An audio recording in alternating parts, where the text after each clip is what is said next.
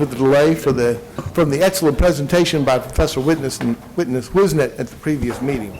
I'm Stan Myberg. I'm the chair of the Air Quality Committee, and my first job is to ask, as we always do, if there are any members who have a conflict of interest for this meeting, please to so state at this time. Okay, hearing none. The next item on the agenda is the approval of the minutes from the November 2018 meeting, and Commissioner Carter has already indicated to me he has an interest in raising an issue about the minutes. Yes, Mr. Chairman, as I mentioned, I'm concerned that there's some missing information that should be in those minutes, and so I'd like to defer approval of the minutes to the next meeting. I'll check with staff and we'll get it straightened out. Okay, so your proposal is to defer the approval of minutes until the next meeting, and you will be submitting amended language for the minutes? Yes, sir. I certainly will. Okay. And defer that to the March meeting then. Does anyone else have comments on the minutes from the last meeting? Okay, hearing none, we'll defer the adoption of the minutes of the November meeting to the March meeting, and Commissioner Carter will be submitting in writing proposed changes to the minutes of the November meeting before the March meeting, correct? Correct. Okay. Okay, thank you.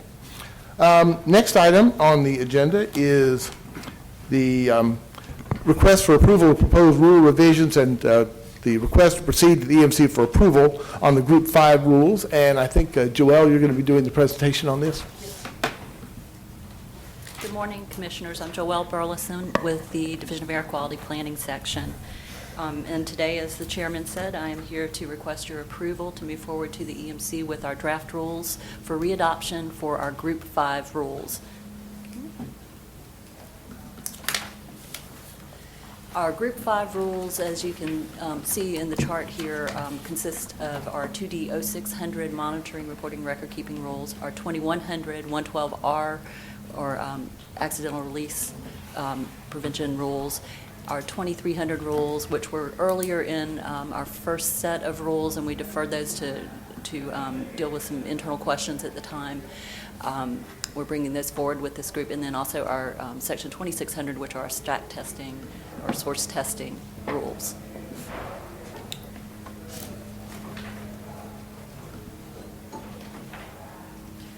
The monitoring, reporting, and record-keeping rules, well, there is an error in this slide. I apologize. It looks like that we had a mix-up on the correct version of slides up there. That is not the correct title. Those are the monitoring, record-keeping, and reporting rules. So I apologize for that, and we'll make sure that that correct version is posted. It was available before the holidays. The risk management program rules are in section 2100 again, and then the source testing rules in 2600. We held a stakeholder meeting back in June 28th on these groups of rules. We had fair attendance at that meeting. We requested comments by mid-July, and then here we are today to present to you these draft rules. We did not receive written comments following the stakeholder meeting on this set of rules. The rules themselves in 600, the monitoring, reporting, record-keeping rules, are primarily going to see procedural type changes with formatting, format of references throughout, administrative and technical changes. In 2D 604, we are clarifying that the exemption there is not applicable for poorly operated monitoring systems, and that other rules could override that general exemption for less than 30 days operation within a 12-month period. In 2D 605, we're clarifying the director's obligation regarding extension of record retention timeframes. In 606, we're seeing administrative and technical changes and updates to reflect the current methods. And in 607, we're removing some obsolete language and updating methods. Again, in 608, technical amendments and changes, as well as in 610 and 611. In 612, we see again administrative technical changes, updates to references to the federal methods, removal of obsolete language, just for consistency with some of the rules that we've readopted in earlier groups.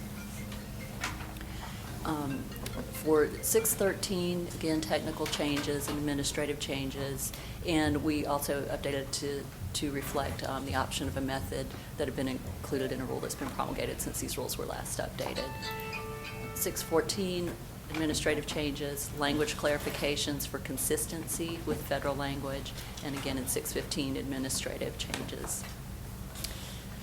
The next set of rules that we have in the package are the 2100 rules that deal with the risk management program. We basically adopt these rules by reference into our state rules with just pointers, more or less, for the most part. In 2101, we have some administrative and technical changes, updates to references, removal of redundant language and outdated language, and requirements that clarify things for consistency with the federal requirements. The federal requirements for this program are in 40 CFR Part 68. For 2102, we didn't have changes. For 2103, just administrative updates for consistency with the federal rule language. And in 2104, administrative and technical changes, as well as consistency changes with the federal requirements and removal of unnecessary language. For these rules, I would note that there has been recent federal activity on the risk management program rules under 112R. Starting back in January 2017, EPA published a Federal Register notice delaying the effective date of some amendments it had proposed. For a short period, they delayed them again. And here's the typo that had been corrected previously as well. That M should be a comma in the third bullet following June 14th. So they had subsequent delays. Those continued. The Court of Appeals in the D.C. Circuit issued a decision vacating some of those initial delays. It continued. This continued on until the most recent change in December of 2018, where EPA made an announcement in the Federal Register, that those January 14th, 2017 proposed requirements are in effect. But we don't need to adjust our rules at this time because our rules already incorporate those by reference. So just wanted to go ahead and address that up front. The next group of rules that we have are the emission reduction credits rules.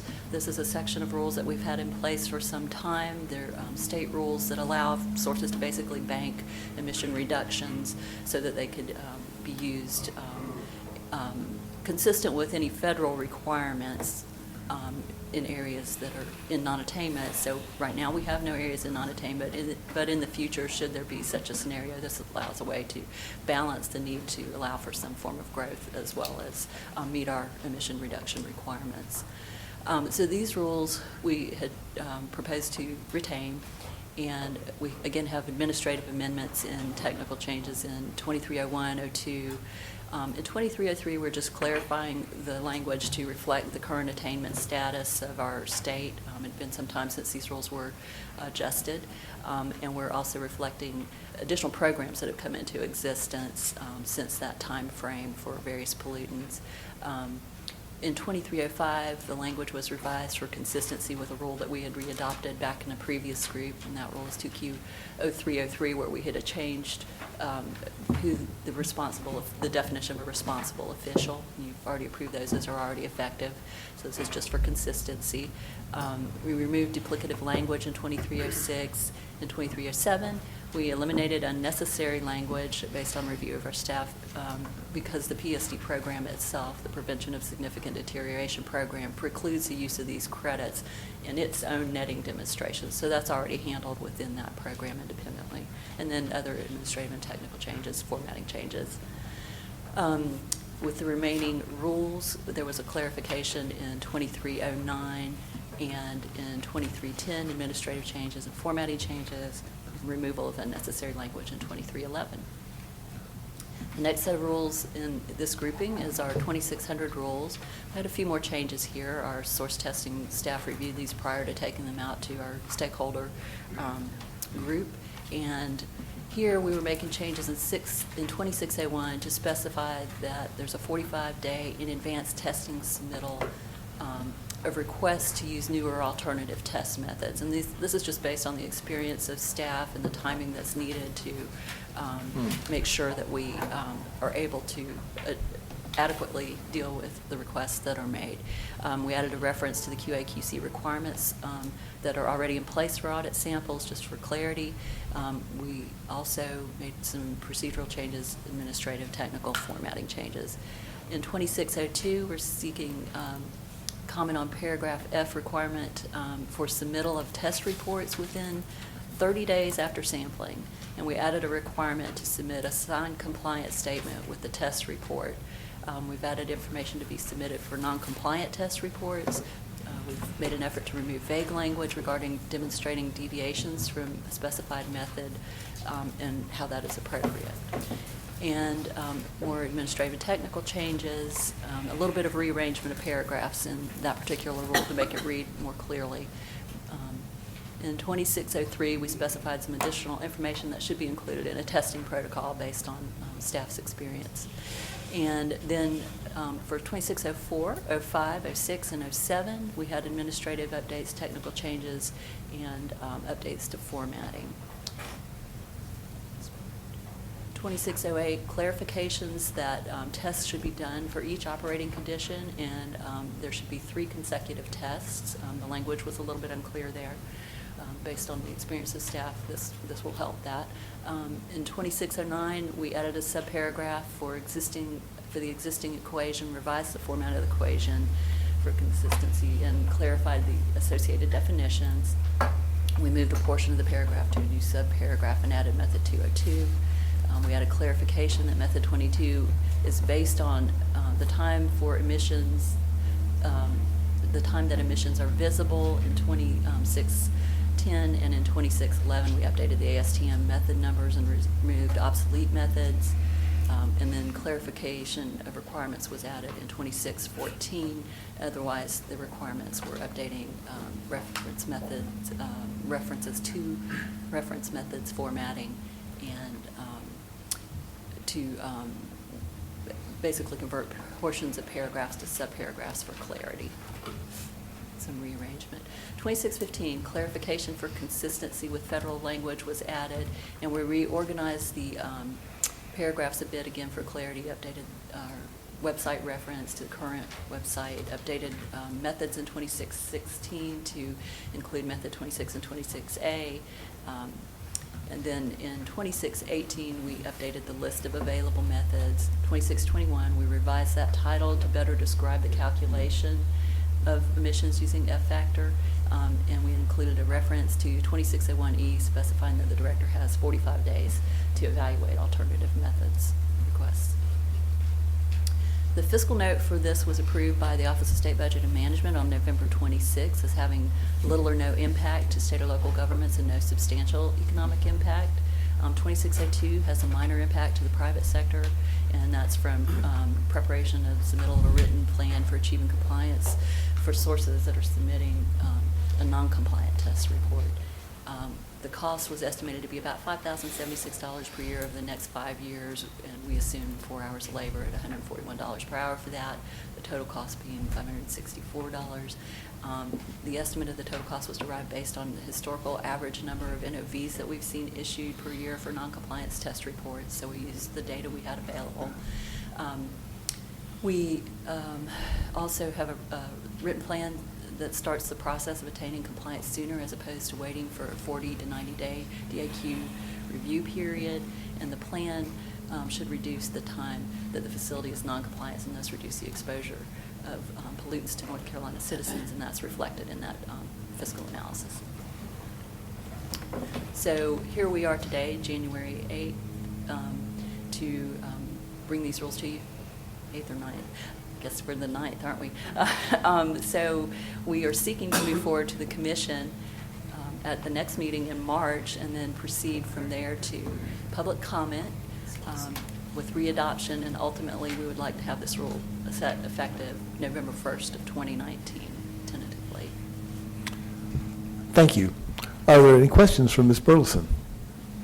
I would just simply note that this represents continued progress on the part of the Air Quality Division moving the readoption process through, and there's you covered it in a short period of time, but there's a lot of complexity, but this is because this is administratively a rather complex program, and it seems to me that you have done some weeding, as is expected to be done in the rule readoption process, to make things clearer and make references more accurate and succinct. So, Commissioner Deerhage. Thank you. I'm really picky, but I just noticed a typo, if you thought you'd like to know. Yes, I would make sure that the right version gets there. In 0613, paragraph C3, the word checks has a typo. Okay, thank you. I was looking at this overnight and wanted to, I'm sure maybe the chairman could help clarify this too, but I wanted to make sure I fully understood the exemption in 2100 for risk management program for agricultural ammonia.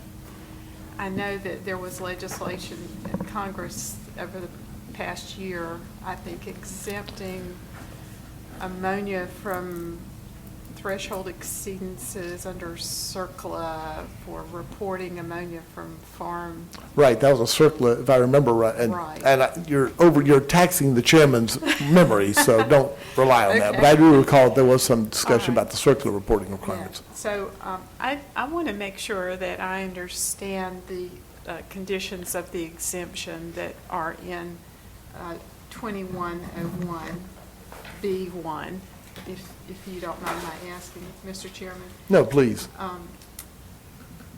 It says that ammonia used as an agricultural nutrient when held by farmers pursuant to 68.125 and 40 CFR. And I went back and looked at that 40 CFR 68.125 exemption falls under subpart F for accidental release prevention, but it doesn't fall under the broader part 68, which is chemical accident prevention provisions. So my question is agriculture used ammonia exempt from risk management planning under subpart G, because it's only exempt from subpart F, the way it's organized in the federal regulations? Just the clarifying question is, and this may be a question for council, but that some of the CEPP things that are contained in, if I remember right, Title III of Circular are different from the 112R requirements, which is the Right. RNP requirements. So maybe there's some difference in jurisdiction and statutes here. That's right, yes. So, But as to the reference, I can't speak to how it's framed in these regs. so my point is, should we still be considering ammonia that, they call it liquid ammonia, I guess, in agriculture for fertilizing purposes? Should that be considered in risk management planning, even though the farms are exempt from accidental release prevention rules? So there's a difference between subpart F and subpart G versus the overall 68, which is the accident prevention provisions. So I've been thinking that if that type of ammonia were exempt from all accident prevention provisions and risk management, it would have been at the part 68 level, not within subpart F. Okay, and I can't answer that question for you at the moment, but I'll be happy to do that, research that. I don't know if Gary might, if that's like walking, don't know if he knows offhand. So Okay. I know If it will it's require acceptable some. to bring that It to seems to me that this is one that we ought to take under advisement as when the rules come back from public hearing, that somebody else may probably knows that, and even if they don't, they will now after you've raised the question. Right. So I don't think that necessarily holds up advancing these to the EMC. In fact, we should probably try to have an answer to this question before the EMC acts on it in March. But it's a good question because I don't know the answer. And there's another nuance of all of this, and that is ammonia. It's referred to as ammonia as a nutrient used by agriculture, but then there's also the ammonia that is released from agricultural operations when it's not a resource for fertilizing. It's the ammonia emissions from animal operations. So what role does that type of ammonia play in a risk management program as well? So I think that's an important distinction to make, and wanted to bring that up today. This question for you, Joelle, and again, this may be in the same nature of things to bring up when we bring this before the full commission, but I thought there was state law that in some way, shape, or form regulated the way in which ammonia emissions from agriculture were considered under the context of North Carolina law. Am I correct on that? Mike, if you have additional insights on that, I'd take that, you or any of the other members of staff. Don't think so? Ammonia is a state air toxic. Okay. But it's, That is correct. Okay. It's a listed tap. So really, the exemption that's been most at issue has been the CERCLA release exemption that you referred to earlier. Okay. Yeah, I think it's been more of a hazardous waste type thing and Right. a storing of ammonia on the front end, not anticipating the back end of animal ammonia, right? I mean, I think it's a good point of clarity. I do too. just don't think the rule ever intended to. And I don't think that there was any implication that the release of ammonia emissions from normal agricultural operations would ever be considered an RMP type release. Right, I guess that's what I'm saying. But Yeah, right. The RMP is more about the bulk Correct, storage and the correct, use of right. it, not the emissions. That's my understanding also. So I didn't want to have that laying out there. But if it's open, we probably need to make sure we clarify. Why don't we agree that when we bring this before the commission in March, let's make sure we have a good discussion on that point, just to be absolutely clear about what exactly the coverage is under this set of rules. Okay, well, you have- thank you. That's good. Thank you, good questions. Any other questions? Do we hear a motion to advance these to the full committee? So moved. So moved by Mr. Carter, second? Second by Commissioner Carroll. Any further discussion? All in favor? Aye. Opposed? Okay, unanimous. Thank you very much. Okay, I think we now move on to item number 5, which is an overview of the governor's executive order, and I believe Sushma Macemore is going to make this presentation. It shows that way in my agenda. Item for tomorrow. Oh, an asterisk item for tomorrow. Aha. So we aren't going to do those things today. Pardon my misreading. No need to be sorry on your part. That's my failure to read. Okay, well, let's move on then to the next information item, and I want to say a little bit about the next information item, if I may. This is a continuation of the discussion that we had at the last committee meeting back in November, which is documented as, if not fully, in the draft minutes. And I want to say a couple of things about this, because this is just to frame the issue, that this is something that came up back in the summer, and it became apparent to me, as I thought about this leading up to today's discussion, that it would be beneficial for the committee to have a discussion on this topic which wasn't driven by the need to take some action at the end of a discussion, because I, at least for myself, found that there were certain assumptions I was carrying around in my head that was useful to make explicit and easier to do as part of a discussion rather than as part of an action or a motion or an action on a particular path forward. And so in the interest of that, I wanted to say a couple of things. First of all, there are really 3 ways in which this issue presented itself with respect to methyl bromide. The first was with respect to existing facilities, that there are, I believe, 4 existing facilities that conduct this kind of fumigation on logs now. They are only subject to regulations, to air regulations, in that they have to release less than 10 tons per year of methyl bromide. So there are those existing facilities, and the question is, does current practice create a risk for the surrounding populations? So that's the first question. The second question, and the reason this came up as a matter, it seemed, of some urgency back in the summer, was that there was the prospect at that time of a significant number of new or modified or expanded operations which had the potential to significantly increase the releases of methyl bromide from facilities who were treating logs. And that's a somewhat different question, because once you start getting into larger amounts, it raises other issues. It also raises issues with respect to permit applicability and what requirements may be in place. Then the third question that came up, which really is not within the purview of this committee at this time, but is still something to be mindful of as context, is whether the existing facilities are remaining in compliance with the terms of the permits that they now have.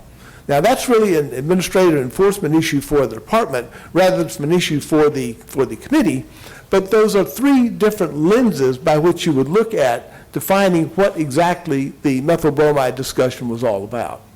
Now, in our discussion in November, we went through all of those things, and what I took away from that discussion, apart from the motion itself, was a couple of things. The first is, I don't think anybody on the committee wants to do nothing. I didn't sense that from any of the members of the committee. I also thought that none of us wanted to present ourselves as experts on risk assessment. Although there are a few people on this committee who probably have a lot more expertise than I do, but I think there was not a desire for us to present ourselves as being the expert at doing risk assessments. But we do have a role in making a judgment. I also sensed from the committee that everyone wanted to make sure we were procedurally doing this right. And the committee's sense was that it was not the right thing to do to do the temporary rule. And so, but at the same time, the request was to move forward with a permanent rule. And that there was a very clear statement, and the chairman actually made this statement at the time, that this is not an action that means that nothing is going to happen. It's an action that we want to make sure we follow the proper procedures, and his anticipation at the time was we would move forward with a permanent rule. In fact, I think, Mr. Chairman, it's probably fair to say that you would hope that we'd have a permanent rule proposal before us at this meeting, Yeah, but and we're just not We'll there. talk about it tomorrow for the full, because I really wanted us to be able to move Yes. and do something, start that ball. And I agree with that. But we are not there. And so this gives us an opportunity at this meeting to make sure that all of us are on the same page with respect to our understanding. And we're going to ask Director Abrzynskis to make some comments and open and sort of tee up, if you will, the discussion we want to have this morning. And then finally, I just want to make the point that everyone appreciates, and I'm sure all of the committee members share this, the professionalism and the diligence of the staff in addressing what are some difficult policy decisions. Whenever something comes up that is complicated, as risk assessment inevitably is, and especially risk assessment for neurological risks, that it takes a lot of difficult and there are a lot of difficult and complex issues, both substantively as well as procedurally, and they're all triggered in this particular case. So that's just what I wanted to use to frame this discussion. My objective for the discussion this morning is for us to have a pretty full review of all of those things to make sure that as we move forward in the March meeting to what I anticipate will be a proposal for a full, for a permanent rule, that we all have gotten a chance to ask our questions and get them on the table and have enough of a common understanding so that we're all operating from the same basis of information and assumptions. So with that, Director Abrzynskis, let me turn it over to you. Thank you, Mr. Chairman, and good morning, everyone. Thank you for those introductory remarks. Really appreciate them. As we continue the discussion today on this topic, and again, it took the form of an informational item today rather than an action item for a couple of reasons, and we want to make sure we touched on the follow-up information that was sought by the Secretary of Science Advisory Board at their December meeting, and also sought by the SAB at their December meeting, by which we will be presenting at their February 4th meeting. And secondly, the questions and issues that were raised here at this committee meeting in November, make sure we are addressing them, including using the model narrative outline that the prior Secretary's Advisory Board on air toxics used in making recommendations to the AQC and the EMC. And so to facilitate the dialogue today, the agenda that's on the screen right now is developed to really give our discussion some structure, ensure we touch on all of these topics. Certainly we're not limited to these topics whatsoever. We welcome questions throughout the discussion today. We want to get this right. And we also want to make sure that we've discussed next steps by the end of the discussion today. So To start off and kind of work through some of these particular topics today, Mr. Chairman, if it's okay, I'd like to invite Dr. Sandy Mort to the podium to give a brief overview of the information that was provided to the SAB at their December 5th meeting. So this happened and occurred since our last Air Quality Committee meeting. Thank you. Good morning. Dr. Sandy Mort, environmental toxicologist with DEQ. As Mr. Aberzinskis stated, I'm going to go over additional data and information that was provided to the Science Advisory Board at the December 5th meeting and was provided both verbally and in written format as a report addendum, originally dated October 22nd and revised after that with just some grammatical and presentation edits. The primary thing that the SAB wanted clarification on was the presentation of the parameters and the extrapolation process that was at the heart of the 1992 IRIS reference concentration derivation and the subsequent ATSDR draft 2018 chronic MRL, minimal risk level, that was based on the same studies that the IRIS data or the IRIS reference concentration was derived from. That clarification included identifying that the rodent study that was the basis of both of the ATSDR and the IRIS chronic inhalation values was based on the same study, studies prepared by the Department of Health in the Netherlands, and that led to similar or essentially similar exposure parameters and derivation process with just some updates related to the length of time that passed between the IRIS review and the ATSDR review. Both agencies mathematically converted a 6-hour per day, 5-day per week exposure regime to the rodents to a 24/7 continuous exposure. And again, that was done mathematically, same exact calculation by both agencies. Further extrapolation then of that 24/7 exposure point of departure was done to convert that concentration, that exposure concentration that it was identified as the critical exposure concentration, to a human equivalent concentration. That involved, again, a mathematical model. Both agencies used the same model, which is identified as a regional gas dose ratio model. And what that does, it relates the ventilation rate and the surface area of contact of that toxicant in the exposed animal, which in this case was the rat, to a human. And that procedure is laid out in EPA documents that were referenced by both agencies at the time. Again, due to the length of time that passed, there was a slight difference in some of the factors that were utilized for those human or rodent to human extrapolations that had a very minor effect ultimately on the final calculations and concentrations of those health values. Additionally, the expanded documentation that was provided to the SAB on the derivation of those two values, the IRIS and the ATSDR value, also identified that both agencies applied the same uncertainty factors to their point of departure or the human adjusted concentration. And there was a slight difference in how those were handled. Even though they used the same uncertainty factors applied to those human equivalent concentrations, the two agencies handled them slightly differently. IRIS used a square root of 3, ATSDR used a 3, and ultimately, the combined uncertainty factors applied by IRIS was 100, and that applied by IRIS was 90. This ultimately led to the final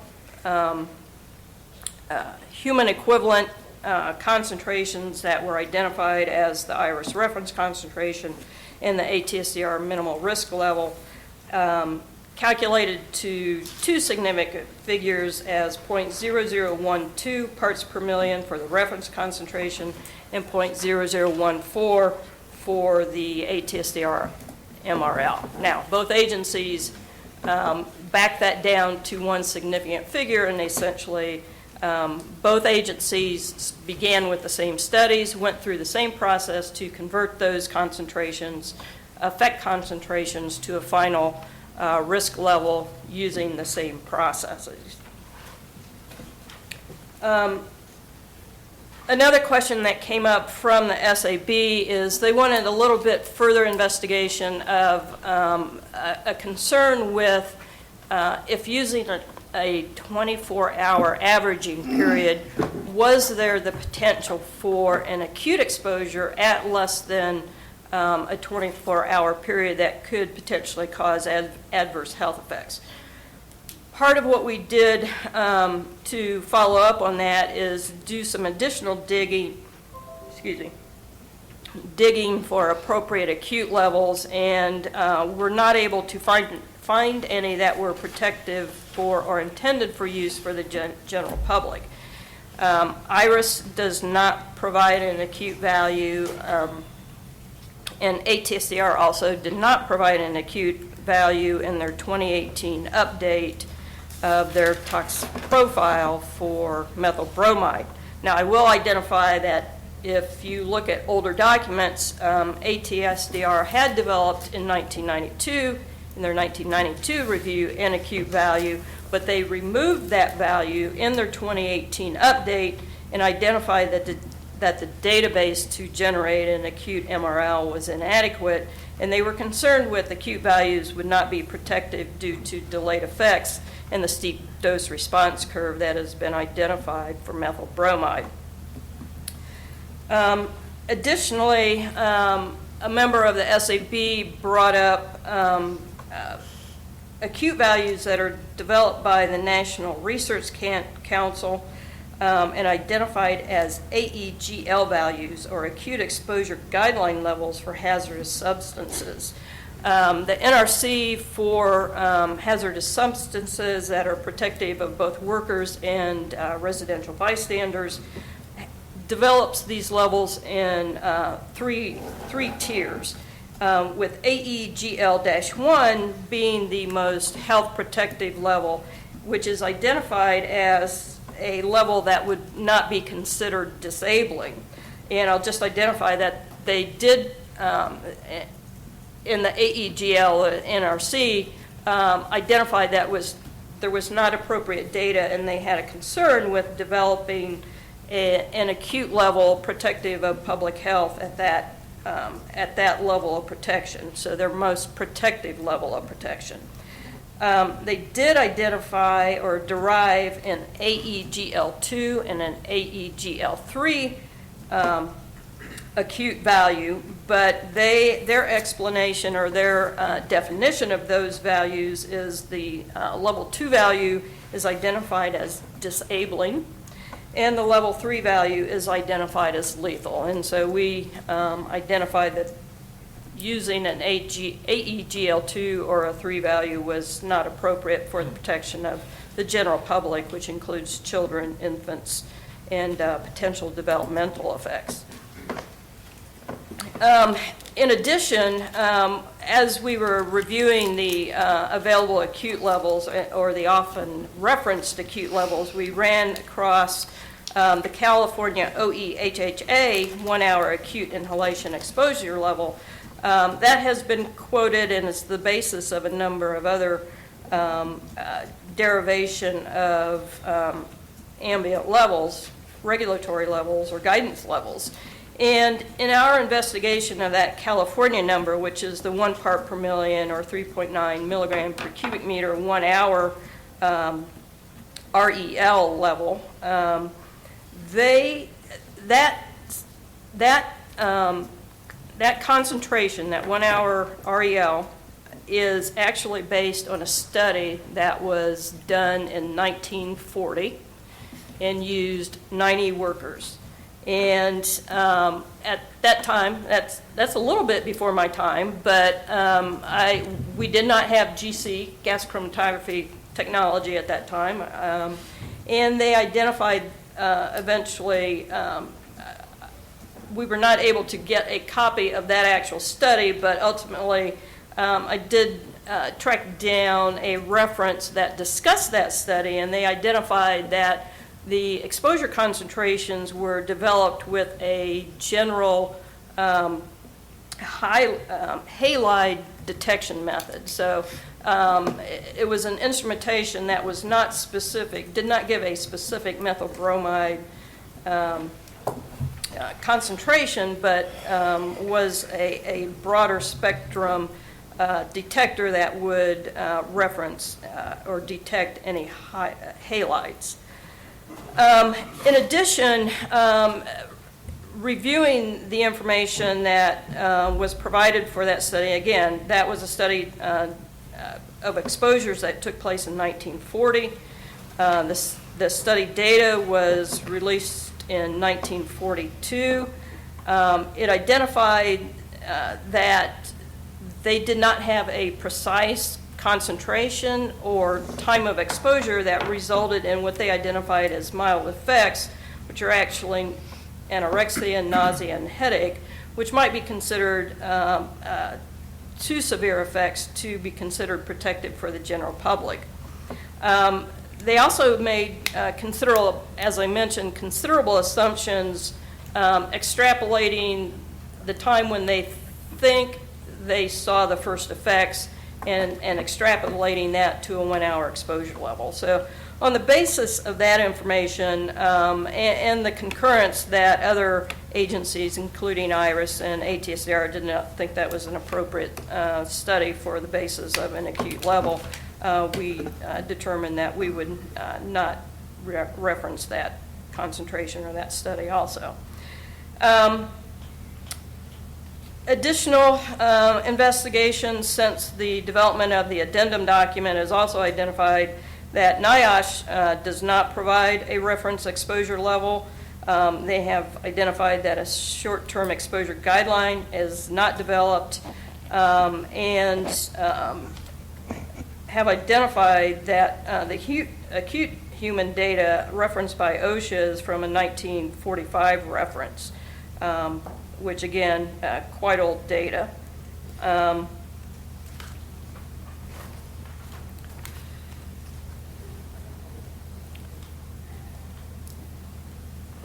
To follow up then, this information was, as I noted, was provided to the SAB, and they subsequently had a discussion among themselves that discussed hourly monitoring over a 24-hour period at the reference concentration would be result in levels that would be protective over a 24-hour monitoring period. One of the other pieces of information that the SAB requested, and again was addressed in both the.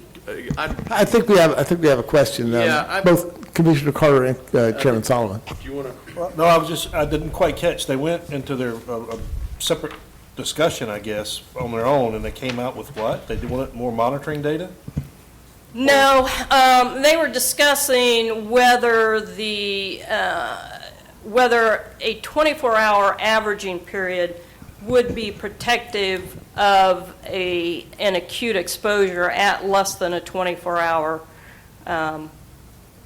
exposure duration. Also, in other words, the concern was that would a 24-hour averaging time work if your effective concern was a 1 hour exposure? Right. So they had concern that using the 24-hour averaging time as proposed would not be protective for an exposure above or at less than a 24-hour duration. But I also had the sense, even from your discussion, just kind of the older data, that clearly, that with neurotoxicants in particular, the difference between concern about acute exposures and the difference between concern about chronic exposures is pretty significant.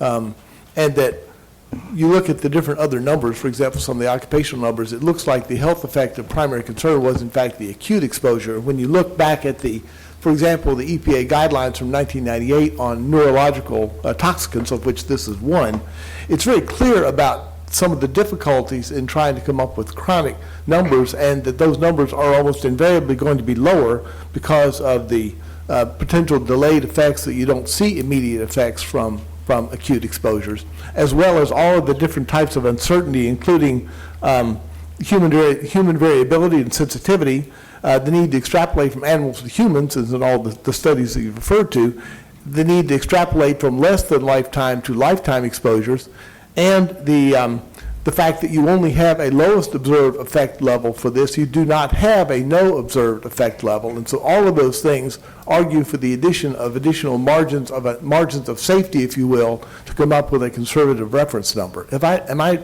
understanding that correctly? Yes, exactly, yes. Well, not to be argumentative, but that's one way to look at it. If you want to be over regulatory and over conservative, yeah. Well, There's nothing to say that twice as more makes it better. I'm just simply pointing out that in standard risk assessment procedures, that when you're trying to come up with and calculate a number that you would use as a reference number of concern for exposure, for chronic exposures, that standard risk assessment practice is to add a margin of safety, if you will, or a margin of uncertainty, which makes it, what you don't want to do is come out with a number where you don't have some certainty that there will be no effects and then have there be effects. Well, there's another route to take that risk assessors use to get the data. You're looking at 1992 studies that have been extracted mathematically up. I would argue, and I'm a risk assessor, that any risk assessor worth the salt wouldn't be putting his neck out there without the data, the current data, to say that this has not been validated in the field or tested beyond 1992 in a lab. And of course, these are animal studies that we're referring to. I understand that too. And that mathematically- human studies on this are a little hard to come by. Yeah, but there's also testing at the fence line in the context that's being done that could be done before we put a risk assessment number out there in either direction. But that would give you the ambient level. That's a question about what are the ambient concentrations as opposed to what the threshold of It could be, concern but would be. that's the ones that probably matter most. Part of the purpose of presenting the ATSCR 2018 draft tox profile is that it is an updated review of all the available science that was Yeah, right, I got it. available at that time. And they basically identified that the same two studies that were the basis of the IRIS reference concentration, which was derived in 1992 or released in 1992, was still the most relevant study. So that's the purpose. While that ATSDR draft number supports the IRIS reference concentration or provides additional support for it, we would not be comfortable using that because it is a draft. It's not a finalized number at this point. But let me also identify that many of the occupational levels appear to have been developed on the basis of dermal effects also. And there's a consideration, and as I talk about some information that was provided by Pierre Loffer that we asked to speak to the SAB regarding the differences between occupational levels and public health or general population levels, is one of the considerations in the derivation of occupational levels, particularly the older ones. And again, I'll reiterate that the occupational levels that are available for methyl bromide were developed in science from the 40s, 50s, or 50s, 60s, and 70s. But one of the considerations is at what level is that worker still available to escape from that exposure? that presents some problems when we're considering public health, the general public in a residential situation, and particularly methyl bromide, because we have identified and others have identified that it has no odor or taste. And it is rapidly absorbed, it is rapidly distributed to the target organs, and it has the potential to cross the blood-brain barrier. It is a neurotoxicant. So you have that potential for developmental effects as well as acute, effects taking place because of those characteristics before a person recognizes that they're being exposed. And particularly in a residential situation where somebody's living downwind of where these intermittent emissions may be sourced, are they going to be aware of what is going on at that industrial facility and have a recognition that, I have a little irritation in my nose or my throat? Is that coming from over here, and what can I do about it? Yeah, Commissioner Carroll, I think you had a question. No, I'll defer. Commissioner Carter. Yeah, you mentioned some of these standards earlier. Are you familiar with this table from the EPA website? It's entitled Acute Dose Response Values for Screening Risk Assessments. And the reason I ask is you mentioned, I believe, the AEGL values, and what I'm reading here on the EPA website is not, I don't believe is consistent with what you mentioned. They've got an AEGL2 value here, or standard, I'm not sure what, maybe standard's not the way to call it, for 1 hour exposures. It's 260 milligrams. If it's the For table example. that you're referring to, it lists the AEGL and the ERPGs and the MRLs, is that the Yeah, one? it's got a bunch of Yeah, addresses. Yeah, so, yes, I did review that table, and it does not appear to be up to date. It does identify that there is no AEGL1 value that's been identified as a non-disabling concentration. The ERPG there's no mild value listed there, and then the subsequent, the ERPG2 is identified as protective of irreversible or serious effects. And again, I would suggest that that's not an appropriate level to use for protection of public health. It does list then the ATSDR MRL, and that particular entry is not up to date. That 0.19 acute level has been removed by ATSDR. And the California it's been REL removed. that is listed is the one that I just addressed. That's based on the 1940 study and with questionable identification. Dr. Moore, could you just go back on the MRL level that Yeah, that you this, said it's I been think, removed from I want to what? make, I want to make sure this is the same discussion we just had about Yeah. the MRL that's- level. It's been removed from what? It's not been removed from this table. No, but I No, think it's EPA's not been website's removed out from of this date. table, but if you go to ATSDR's website where they keep the updated list of their MRLs, it has been removed from there. And if you go to their 2018 tox profile, their updated review, it's not included, they do not include that MRL in that document. It has been removed, and they provide an explanation of why they do not think that value, that acute value is appropriate. And the explanation is, They think they have identified that the database is inadequate, and they have concerns with protection of an acute exposure due to delayed effects, delayed recognition, and no odor, no taste recognition. all right, and That's included, there is a discussion of that in the 2018 toxicological profile. all right.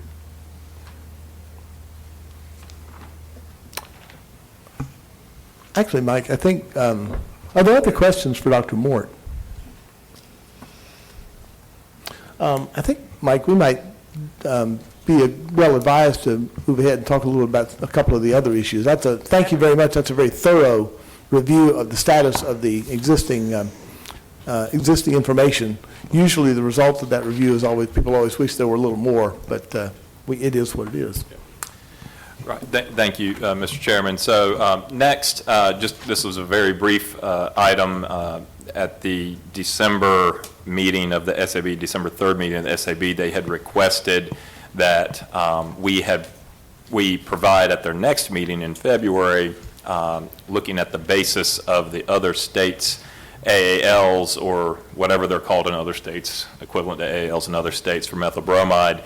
We had provided a numerical tabulation, as we provided to you the same table that showed all the different values across the U.S., but we had not done a lot of the research and questions as to how, when, why they were developed and at the levels that they are. So just simply a note that work is ongoing to prepare for the February SAB meeting, and then will be subsequently part of any final document that comes from the SAB back to you all here at the AQC. So that work's ongoing. I'll just simply say that preliminarily, there are many, many factors that vary greatly from state to state, depending on when they did it, and then as does there's variability in the averaging time and the assumptions made there. So little spoiler alert on the variability across, but that's not unlike what prior reviews like this have concluded for other toxic air pollutants as they were going through a similar process. Right. It just, if I may, it sounds like as we keep moving through this, we've got very limited science. Science is good when you got science, but we don't have much science. And we got other states that have a wide range of what they've done or why they did it. Maybe not what they're doing, but why they did it. And again, I think it just supports, we need a range as a commission to consider what action to take at what level. I don't think you can make any case that there's a deterministic one answer to this, because there's too much uncertainty around all the models. So I think we've asked for a relative range, and hopefully that's what we're getting back from the department. If we don't get it back from SAB, that we're getting a range back that we can consider. Is that correct? And as we talk later on about potential next steps, and I mentioned at the beginning of the meeting, the model narrative outline that would be followed in that final documentation includes that very point, a discussion of range of risks. Right. Not to cut you off, but how do you come up with a deterministic answer when this is really a probability distribution? And that's what we're trying to look at, is what's the range of what we're dealing with, more than a single point. Commissioner Deerhake. I think I will just comment based on my recollection of SAB reviews in the past for less certain chemicals. There are oftentimes that occurs because there hasn't been an IRS review or an ATSDR review. And we're in a situation now where we do have those reviews, very authoritative reviews, we think. And so if you look at the IRS review, they say that they have high confidence in the RFC that they've derived. They have medium confidence in the studies. That's to be understood because there's no human health study. But I would just comment to the committee that in this particular case, because we do have reviews by other respected authorities, including federal EPA, which I think this commission has often relied on heavily for AAL determinations, we need to bear that in mind as we go into our decision making. Chairman Solomon. But the EPA doesn't have an AAL either, though, right? On one hand, we just made an argument to follow EPA, but EPA is not regulating this with an AAL. Let me speak to that, since I guess I let's probably talk have about EPA labeled all over me. And that is that EPA deliberately chose not to use an AAL approach when it developed the 1990 amendments to the Clean Air Act, which were a technology-based approach, for exactly this reason. That let's use just the numbers of what you have here. What you have here, and this I'm drawing this from the addendum, is that both IRIS and ATSDR rounded up their calculated chronic inhalation value for the lowest observed effect level to a half a microgram per cubic meter. So that's the lowest observed effect level calculated from animal studies. Usually, in my experience, when EPA was making risk assessments, you would not set a reference standard at the level of the lowest observed effect level. You would want to knock it down at least a couple of orders of magnitude to have more confidence that you were close to the no observed effect level. And when you knock this down a couple of orders of magnitude from the lowest observed effect level from the IRIS and the ATSDR studies to a number, you end up with 0.005.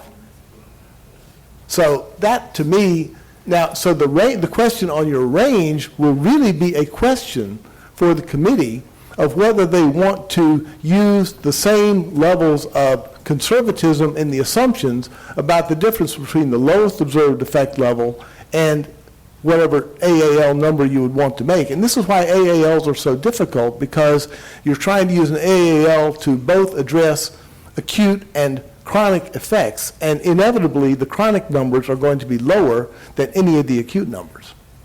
So that's what I mean. So the question of whether there's a range, the important question is really what are the elements that we should take into account in setting what a range would be. At least that's the overly simplified version of the way I saw it. Commissioner Carter? Well, I want to make sure I understood your starting point. You said half a microgram and then knock it down from there? Yes, that's correct. From the half a microgram is the calculated lowest observed effect level, which means you saw an effect, from both the IRIS and the ATSDR studies. Well, if you're going down from half a microgram and going down another level, I think you're well below 5 micrograms. If you go, no, by down, I mean reduce it, divide. That's what I mean. If you're going lower than that observed effects level, right? Maybe I'm misreading it now. He said .005. I said 0.005, which is lower. Am I misreading milligrams from micrograms? No, I would ask for, 0.005 is 5 micrograms. That's why my question, you said you were starting at 1 microgram, I thought, or half a microgram, and going down from there. That's well below 5 micrograms.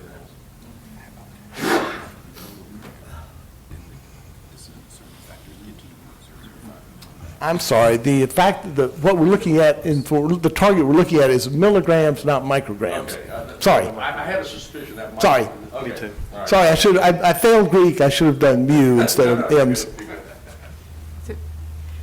So my point was reliance on the RFC finding for the commission to derive Right. the AAL. That's right. And that's really, to me, the issue, is that if you're looking at a range, I don't think anybody would subscribe to setting a number, and maybe I'm wrong, but you could make that judgment to say, okay, we think as long as you went down as far as the lowest observed effect level, you were okay as a risk management decision. But it would be, in my experience with EPA, that was not the way in which EPA would have done it. Now, I also, to my point to Chairman Solomon, part of the reason EPA never went with an AAL level for toxic air pollutant control was that these discussions were so difficult and so challenging that instead the overall strategy was to use a technology-based approach, figuring that if there was reasonably affordable technology, that was the way to go and it would reduce the effects without taking as long. Okay, and we've chosen the AL approach for what reason? I'm trying to ask you what your intent of regulation is right now. I guess This that's is not, regulatory intent. and this is something we've talked about before, I but know yeah, you have. Go that's ahead. right. The EPA has not listed this as a source category under Section 112 of the Clean Air Act, and thus isn't subject to those technology-based standard approach. So this is being used to back into getting a technology-based approach. Is that correct? Just asking.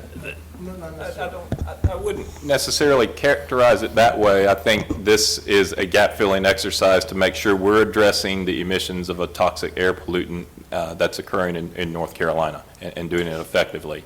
We had choices. We had discussed at the very first discussion whether we should take a technology-based approach at the state level versus a risk-based approach. We felt like the risk-based approach provided more flexibility and was just a more comprehensive approach altogether. So that's kind of the background. If I could offer just one more comment, and let me start with saying I wholeheartedly agree with Chairman Myberg that EPA bolted from the risk-based approach in 1990. However, The answer, I think the basic answer to Chairman Solomon, though, is it's historical, because this program was set up in the pre-1990 days, back when EPA was still doing ambient-based risk approach, and that was simply the way it was done. Now, I will point out, though, too, that one of the aspects of that is, even though the fundamental setup is through the AALs and a fence line concentration and so on and so forth, they did include, though, a technology override with respect technology and I guess feasibility override in there as well, so that there is a bit of a balance in the state statute based on that. And those rules are referenced in the proposed rule that Mr. Nolson is getting ready to walk us through, some of those other components of this strategy beyond just what's the number and the averaging time, but some of the other components we haven't really discussed in depth yet. Maybe that's a good segue. Well, this conversation, the question would be here, now that you went off on this course of a risk-based approach, do you still think it's the best way?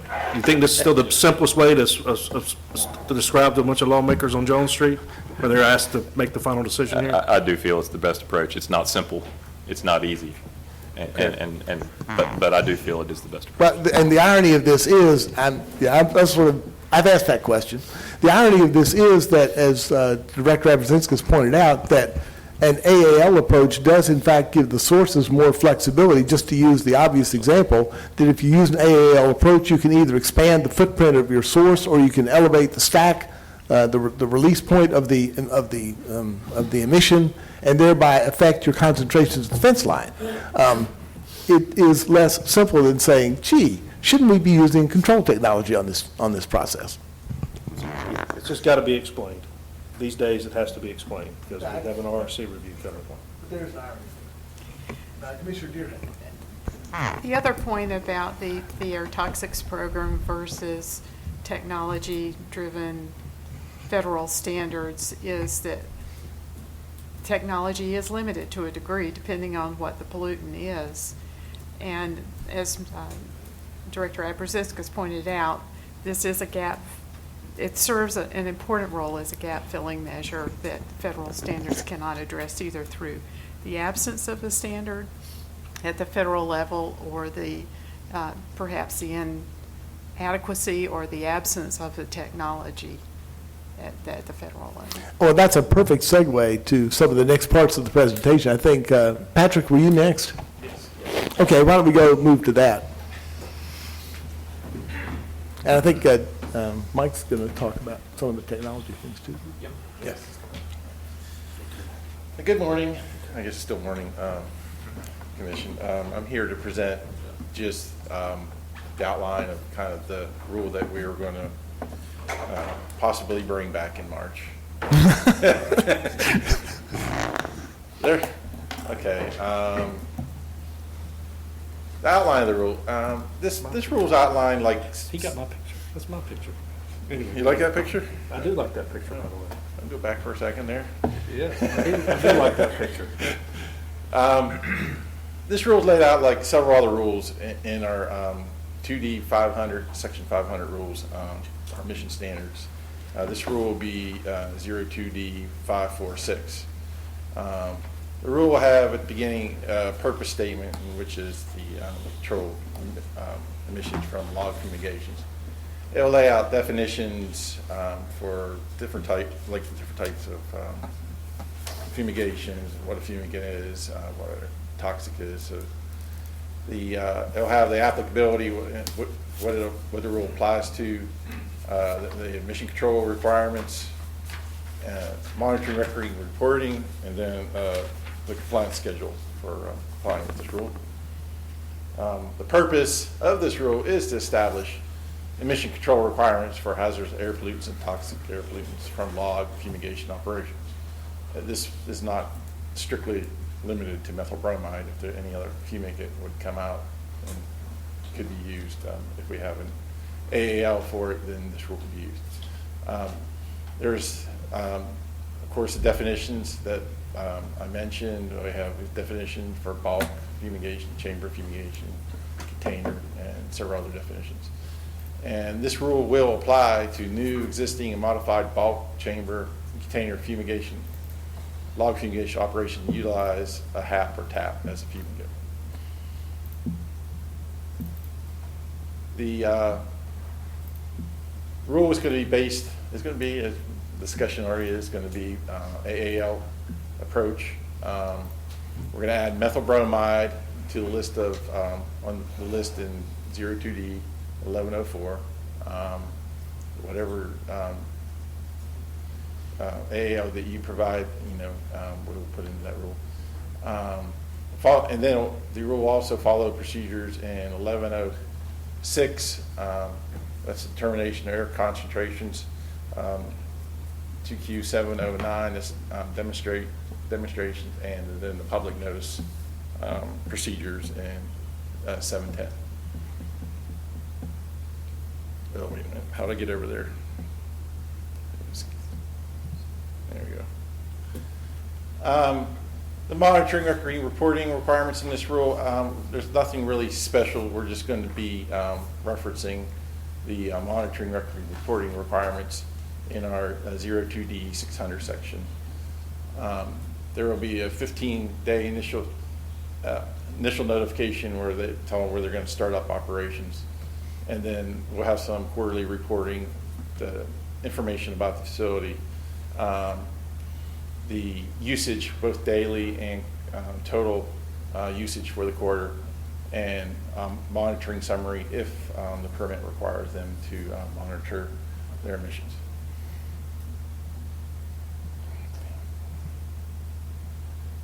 Let's skip over that. Yeah, okay.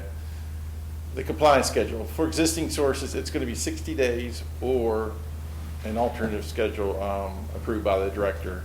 And in general, what it would be is if for them to meet their AAL, they need to purchase a control device or something, there will be time to purchase it and set it up and test it. And for new and modified sources, the compliance will be upon startup. The next steps will be, Mike will be talking a lot about this later. It will be going to the SAB in February, and then we'll be coming back with a draft rule to this committee in March. Any questions? And Mr. Chairman, if I may add, that the references to the 2D 600 monitoring record keeping requirements and the 2D 1106, 2Q 709, 2Q 710, that's just making use of the existing framework and structure of the existing state air toxics program, especially the reference to the 2D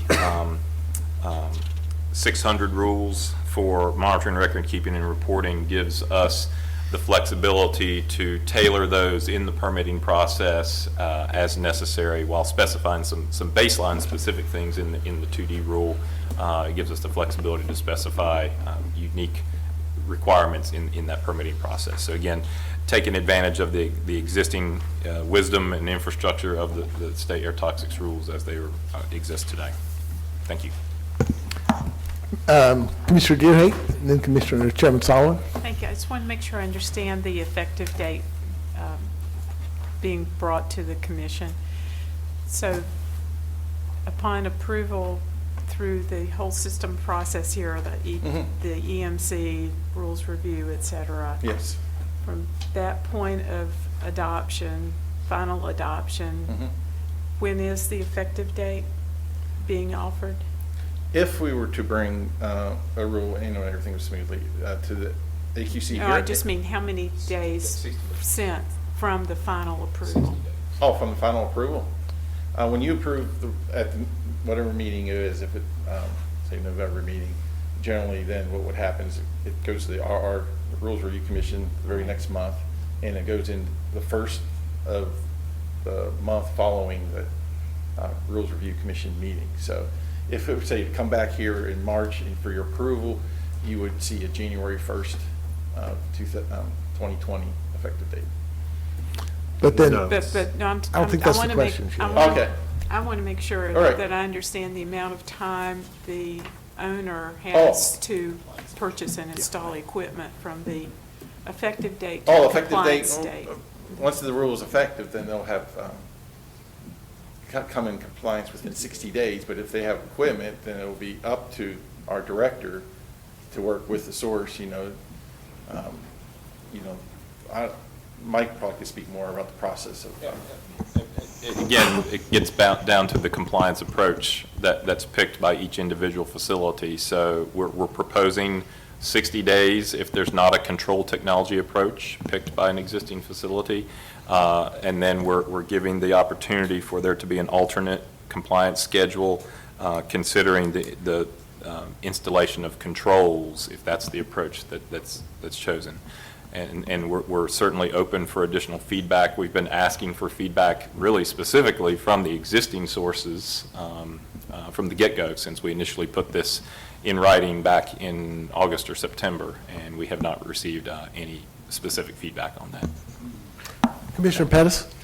When you say you haven't received any specific feedback, so do you have any indication how many of the existing facilities are going to have to implement control technologies or not going to be able to meet the 10 tons per year? Two separate questions.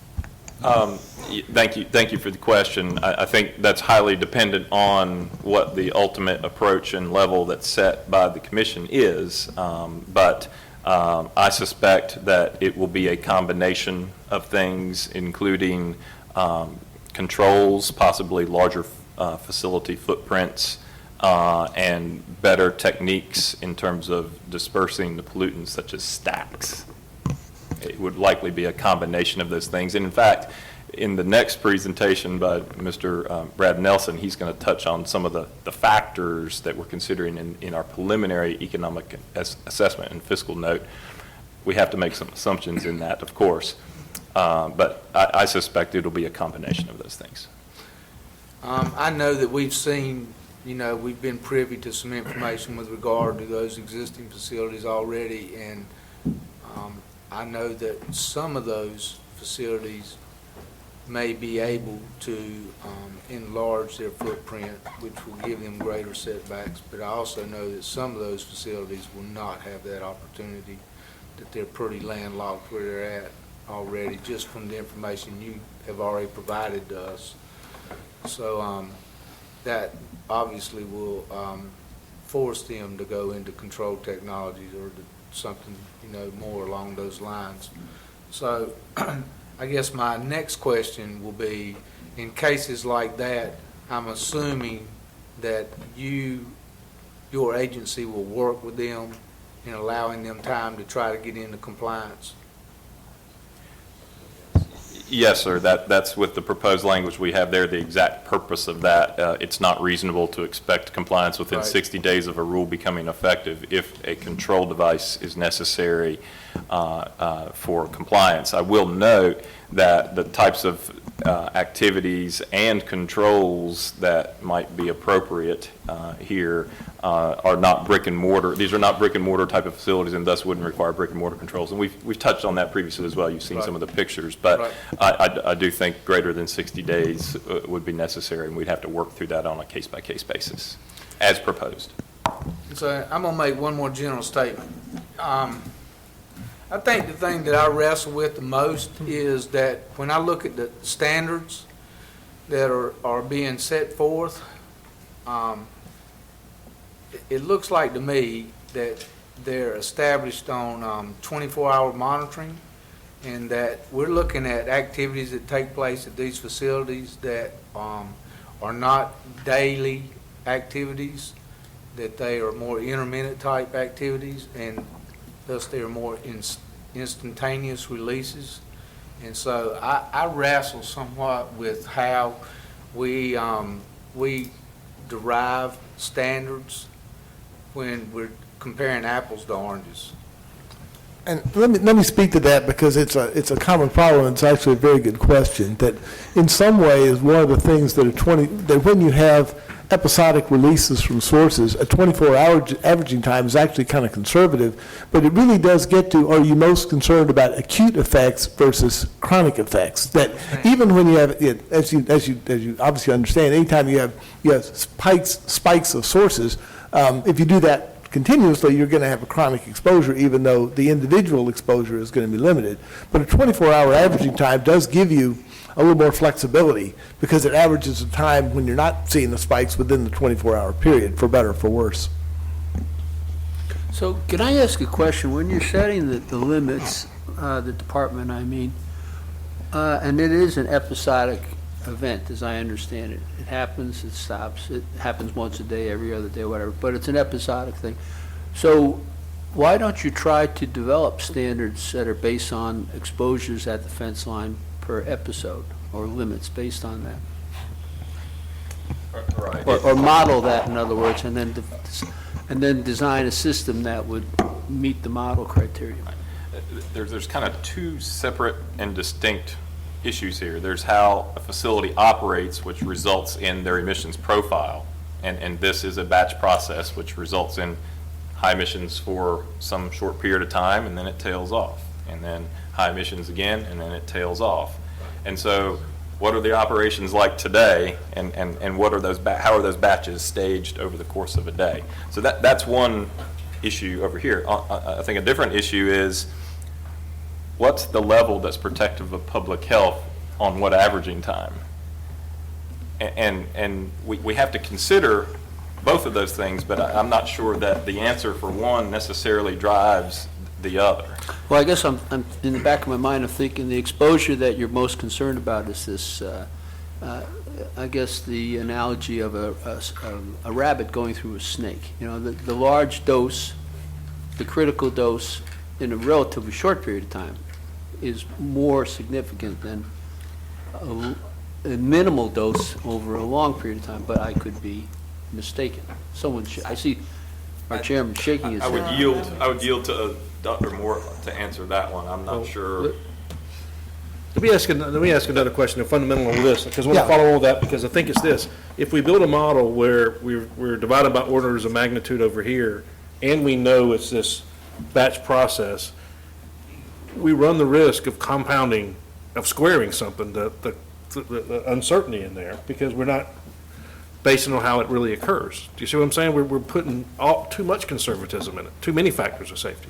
You're compounding the factors of safety.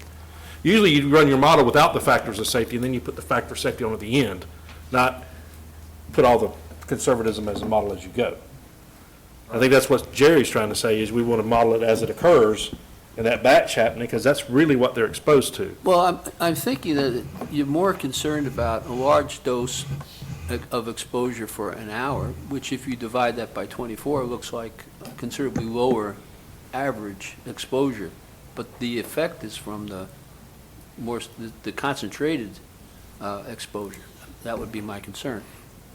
Well, you know, that in air pollution world, there are a couple of different ways that people try to address this very problem, and one is that you sometimes have different types of standards that are aimed more at acute effects than there are at chronic effects. The reason I was shaking my head is because I think that from the presentation earlier on the risk assessment, and generally for neurological toxicants in general, your greater concern is with the chronic effects, which are exposures over a long period of time, and that tend to be at lower levels, and the individual events are masked, but you see it only over a long time. So if I may, this is a question for Dr. Mort. You probably know the answer to this. So I was curious about how this material metabolizes in the body after a person is exposed to it. Does it go into an organ, or you said it goes into the brain? Does it stay there?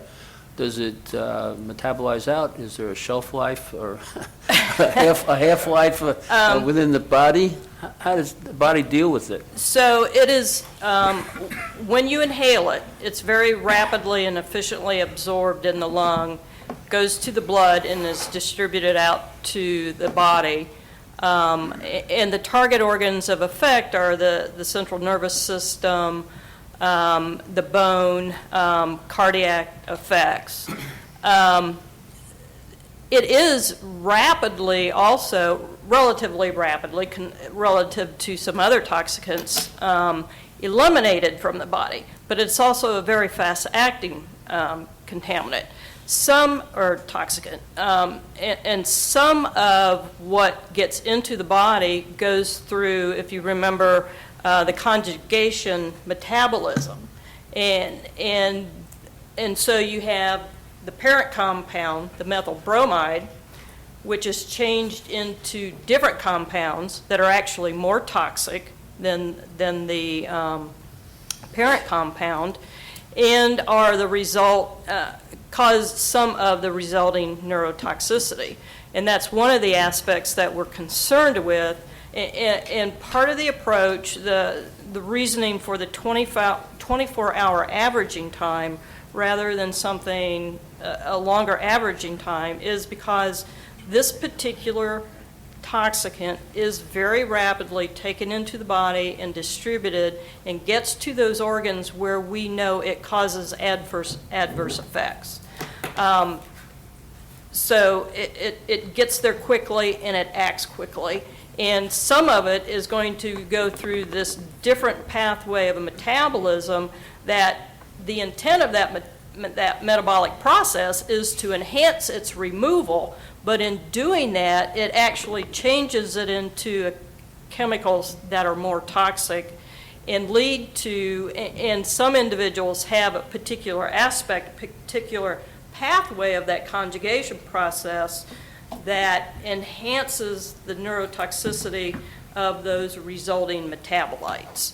So all of that is part of our thought process that goes into why we are recommending a 24-hour averaging time, because once a person's exposed, they may not know they're exposed, they continue to be exposed, it rapidly gets to the target organs where we're concerned about those adverse health effects, and again, they're not going to recognize that they're being exposed, and potentially, and the effects are also delayed. So, and there are animal studies that identify that within a few hours, again, animal studies, that we see those adverse effects after a single exposure of 4 to 6 to 8 hours. Answer your question. Commissioner Deerhake?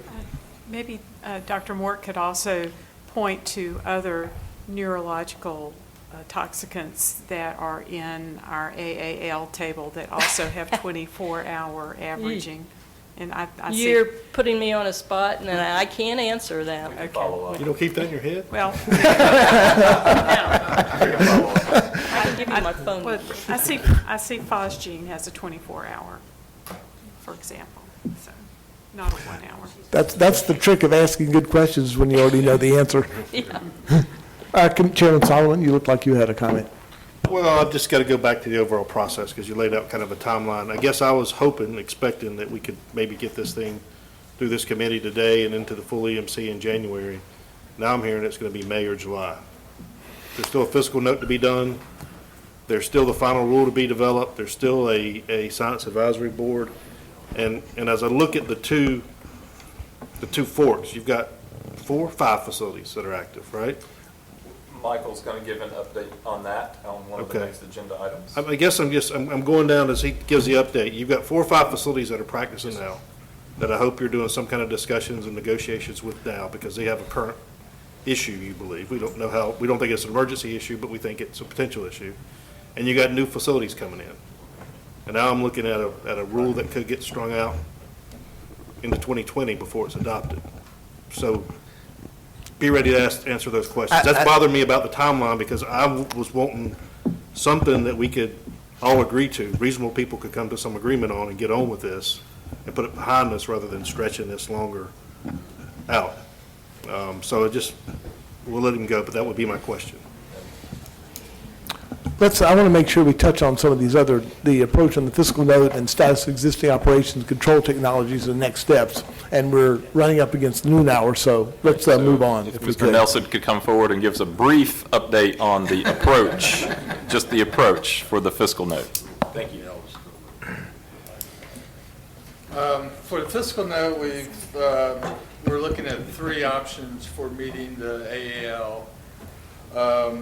The first is looking at or expanding the area of the property. The second is limiting the number of containers that are fumigated per day. And then the third would be installing control technology. For the option 1, increasing land, we did modeling to determine what distance from the emission source was needed to achieve the AAL limit that we've, I guess, the proposed limit right now.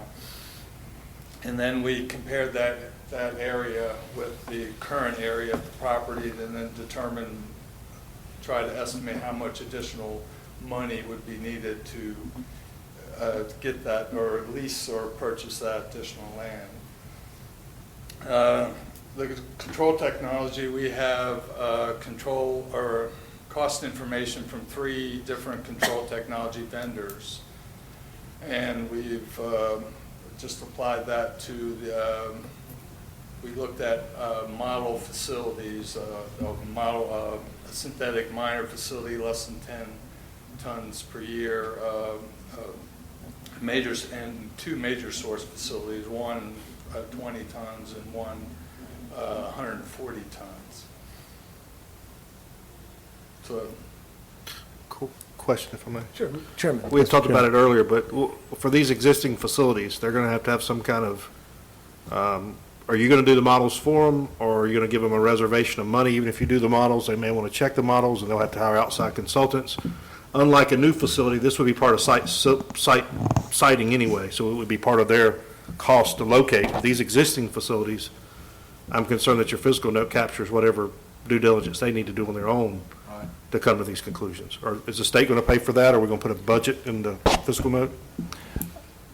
That's a very good point, and something that we can take back and consider as we further develop the fiscal note.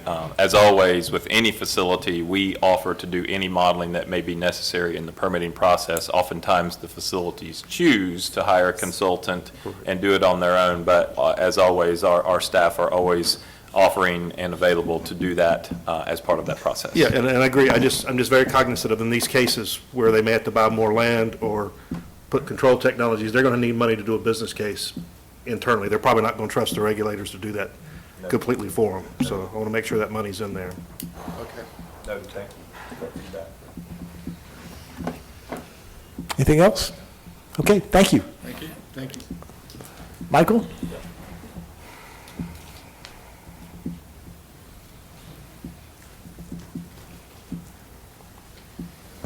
Chairman Myberg, Commissioners, thank you for having me this morning. I'm Michael Pagetra, Deputy Director with the Division of Air Quality. Wanted to give you an update on the existing facilities. In North Carolina, there are 5 existing permitted methylbromide fumigation facilities.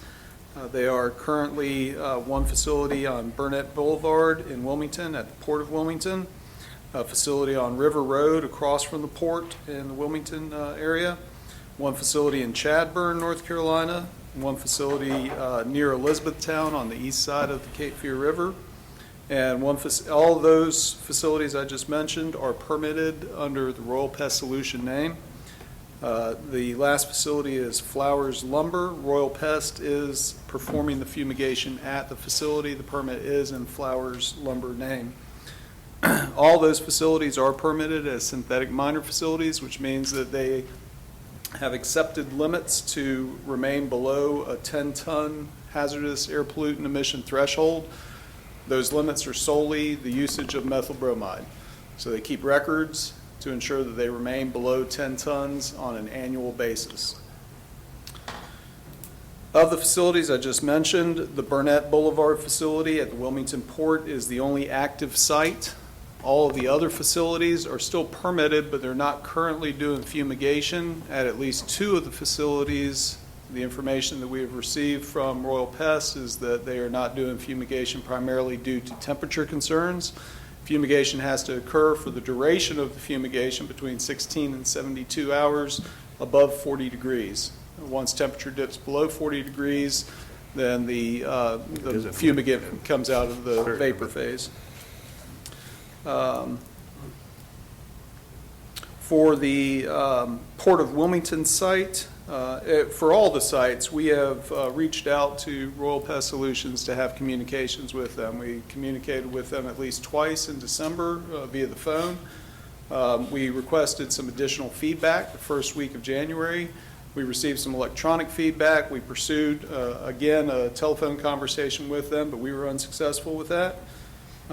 In the electronic, the initial communication we had via phone Some of the discussion was what the company would be willing to do as far as interim steps to control or mitigate the effects of emissions of methyl bromide. And the feedback that we got was that the company would need to communicate with Ecolab to find out what Ecolab would be willing to do in terms of interim measures. World Pest Solutions has been purchased by Ecolab, and so there's a transition going on with that operation. The follow-up conversation that we received, or excuse me, electronic communication that we received from Royal Pest Solution was a proposal to create a perimeter monitoring plan at the Port of Wilmington site. The proposal was just that, a suggestion that they could do that and submit some form of a protocol by the end of January of this January, 2019. And they proposed that the perimeter monitoring plan would have some form of perimeter monitoring that could then be related back to a maximum daily charge rate for the site. We have not received that plan yet. We have not been able to evaluate it, look at the technologies that would be used in terms of measuring the ambient concentrations. But that's where we are currently with discussing interim measures.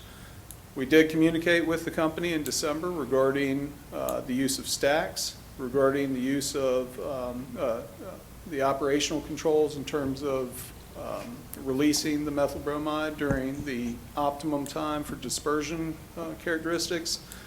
And again, what we were told was that they would need to communicate with Ecolab in terms of any interim operations. Yes, sir. Have you had any conversation with these people from Ecolab? Currently, in terms of the titles for the folks that we have been communicating with, their titles have changed over to Ecolab, so we treat them as representatives of Ecolab at this point. Do you know much about Ecolab? No, sir. Do you know if they have operations in other states? I do not, sir. We should look that up. Yes, sir. Chairman Solomon? Question if I could, and I Yeah. guess it's for both you guys. I guess my concern with these existing facilities is this is a forestry and agricultural, a property owner, people, income thing for people that are selling logs to people. Yes, sir. I think it goes beyond, I'm a little bothered, just one commissioner bothered by the perception that we're targeting one bad player, if it's a bad player that won't talk to you, on 4 or 5 sites, and we're writing a whole statewide rule for that. So I would just encourage you to pull in the other industry associations, the other Department of Agriculture, Forestry, whoever you need to put pressure on these people, because I don't think it's really the right thing for us to do, to have the perception we're targeting one permittee and 4 or 5 existing sites with a state rule. I mean, there's other ways to get to them than that. So I hope you guys will do that. Yes. Yep, I would echo the same concern because of the fact that seems to be one permittee per se, since you're only dealing with Ecolab or World Pest Solutions or whoever for the 5 representatives, even though they may be permitted separately. It seems to me you're dealing with one entity, and since it is the 2nd or 3rd largest industry in our state that we're dealing with, then I certainly think there are other people that can assist you in getting some resolve, at least expediting things more efficiently. My understanding is that Royal Pest is the main contact, because they are performing this function for all of the sites themselves, and you just basically, I won't describe them necessarily as contractor, but effectively they're performing that function, that none of the sites themselves see themselves as experts in administering methyl bromide. Yeah. Yes, sir.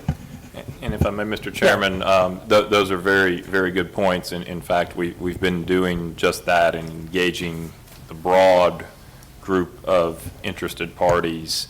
And so I think those discussions have been productive with all of the associations that you mentioned. So we look forward to continuing that and advancing the dialogue. Commissioner Deerhate? Thank you. I wanted to revisit my questions about the compliance schedule and make sure I understood that. As part of the compliance process, are if there is a need for the director to work with them on scheduling, is all of that part of a permit modification process, What, I'm asking from a public participation perspective, what role will the public have in being able to give you feedback or follow your progress if there's a more extended compliance schedule needed? Yes, very good question. Thank you for that question. That's exactly what we envision, is that if we had an AAL today, that would trigger permitting actions that would go through the public process. And so, yes, is the short answer. It would be through our permitting public process. So does paragraph G, the language in paragraph G for the compliance schedule, does it need to allude to permitting in any way, or is it explicit enough as it's currently written?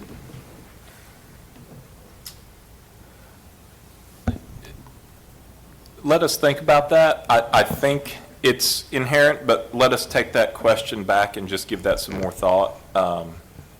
That's a good question. Thank you. I believe it's built in, but let me just make sure there's not something in our blind spot there. Thank you for that. Mike, did you get all the way through, or was there anything else? I went through the existing operations, just wanted to Okay. touch on. The control technologies, yes. Yes, sir, status of control technology. So the last time we met, I mentioned a couple of control technologies, primarily carbon control, and then a gas destruction unit that we had been made aware of.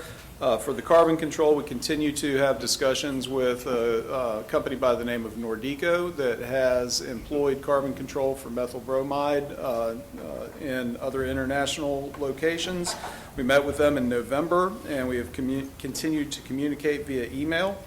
With regards to the gas destruction unit, I may have updated you at that time that the gas destruction unit was being shipped from Australia, expected to be delivered to the port in Wilmington early December. Subsequent to our last meeting, we received additional information that there had been issues with the shipping of the unit, and most recently received an email indicating that that unit was, rather than being shipped to the U.S., was directed from New Zealand to Australia. It's in the process of being reconfigured with some additional components. A second unit is being constructed in Australia with the latest upgrades and will be operational shortly. It remains our intention to ship the GDU to the USA around February of 2019, and they understand that it will be shipped to the USDA, who will likely test it at their facility in Fresno, California. This is information we're receiving from the vendor. Now, the follow-up that I will provide to you is that they have claimed previously that this unit would be approved through UN protocol, and most recently we received information about this. I verified it looking it up on a website, the UN's Ozone Secretariat's website, in November of 2018. The thermal decay of methyl bromide technology has been approved as a methyl bromide destruction technology at the 30th meeting of the parties of the Montreal Protocol on substances that deplete the ozone layer, held on 5 through 9 November 2018. So that technology has been submitted to a UN body dealing with ozone destruction prevention, and it has been approved. That's the update that I have on control technologies. I'd be happy to discuss any questions. I do want to make one thing that I would like for the committee to also consider is in discussing batch processes and the emissions from the process as being intermittent. That is accurate, but it also depends on the operations themselves. Mm-hmm. Although these operations, the 5 that I've discussed with you, are limited to 10 tons a year, that 10 tons may not be dispersed evenly across an entire year. That 10 tons could be used in a few months, and we've seen that in evidence. In addition, some of the applications that were presented to us were of such magnitude of emissions that it would have almost been a continual emission rate rather than an intermittent one a day, one every other day. It would have been more of a continuous emission rate. So, And are you planning to use the cost information you have on the control technologies and include that in the fiscal note? Yes, sir. Okay, very good. Mr. Chairman, just because I got to be an engineer, please, if you will, when you do the fiscal note, be fair, use a proven technology. Yes, sir. I hear of nice things that are going to be UN approved and they give you a low cost, but I think these property owners we all need a fair fiscal note, so it should be proven and maybe where the industry associations have seen this used before. Oh, although I would be, just in the example that he used, if you've had a UN body who's been worried about this, because they've been worried about destruction of methyl bromide for stratospheric ozone depletion for years, if there's been some certification that would at least, even if that's what it is, it'd be worth saying that. It's not worth, yeah, the certification's fine, it's the cost. No, I understand. Because everybody will come out and say, oh, we can do that for $20,000. A consultant would do that, really? No, contractor will. Oh, I see. I think y'all know where I'm going with that. Let's make it a good fiscal note based on proven technology, not snake oil salesmen telling you how cheap they're going to do it Just for. want to make one more comment, if I can. I just Googled Ecolab while we're sitting here. So this is a huge company with like 50,000 employees. Yes, sir. So I think it might be worthwhile to contact somebody at Ecolab who has other operations in other places. They may have dealt with this problem already and have a solution that would be applicable in this. And in point of fact, this particular treatment technology is not just an issue here in the United No, no. States. It's a big issue in Exactly. Australia and New Zealand in particular, and they've been going through exactly these same debates. And Right. generally have been moving in the direction of requiring control technology on these Yeah, operations. they may have the answer already that, that the other people locally do not. So I just offer that. Yes, sir. Phew. This seems to be a subject that has the ability to have endless conversation on it. But Mike, do you have any sort of comments about potential next steps, and then we'll wrap this up? Yes, sir. Thank you, Mr. Chairman. So in kind of summarizing the upcoming February SAB meeting, and if you noticed in Mr. Nolson's slides, we didn't carry the schedule beyond the SAB meeting or the next Air Quality Committee meeting because, again, there are follow-up items to address at the SAB, and I'm not going to pretend to predict what will come of that meeting. So what we know at this point is that we will provide them with the information they requested about the basis of the other states' AALs for methyl bromide. We will also tee up any additional information as requested here by the committee, and then follow that up with making sure, as I noted at the beginning of the discussion, that in terms of communicating the SAB's results and conclusions back to the Air Quality Committee, that we're using the model narrative used by the Secretary of Science Advisory Board for Air Toxics in the past. So that would be a next step, kind of wrapping up the SAB process. Obviously, we are going to, as a separate matter, continue the dialogue with the existing facilities aimed at interim measures, as Deputy Director Pajetra had indicated.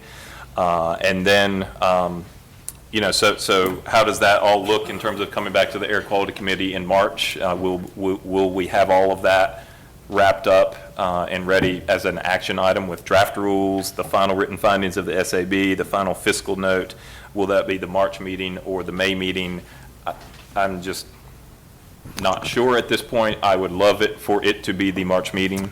Let us proceed with that as Yes. the operating assumption. Yes. Although I realize it will be a lot of work for you and the staff.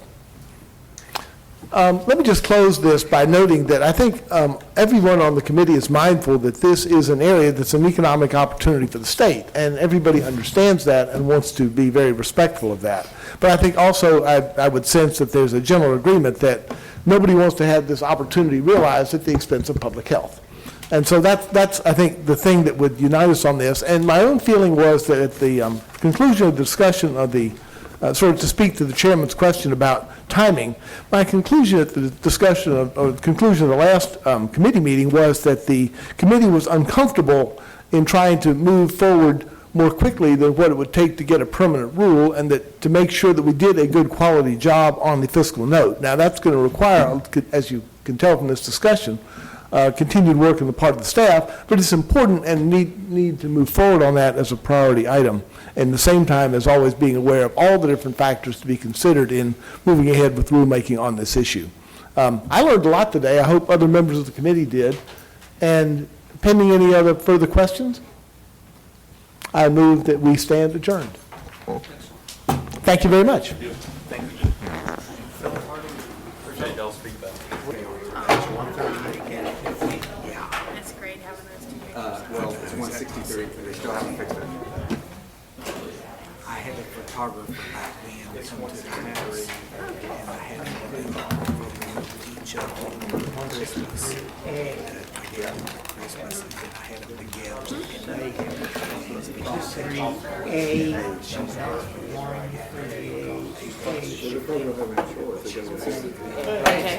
it to you. Okay. I will make sure that I have the correct stuff. That would have to be. I'll send the exact citation to the new. No, don't say that. So how'd it go? You know, I've got in my, as directed last year, as well, you can believe me, because 138 days, so you already know the ethics act was replaced by the elections and ethics and appointment act. But I have a for everybody. I'll send out all the. You look nice, man. And air quality has the same 138. One of them has,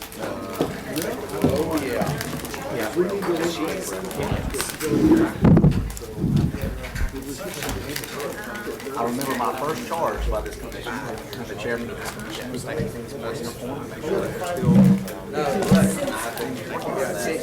Repeatedly. Running into the same thing as. Kelly is very intense.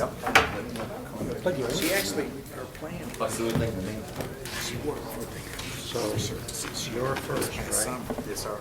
And the permits for camping, now they're getting size. And she wants to work for the.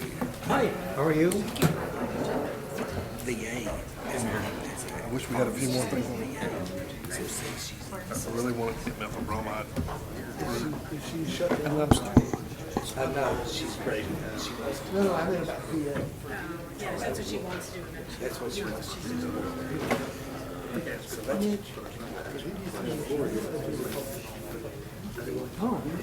She I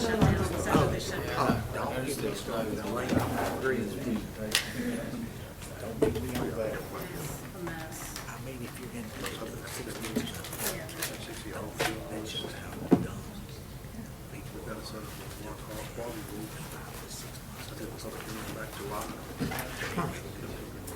That's my first cell. 163. Not ready to So we agree, Steve. There's still going to be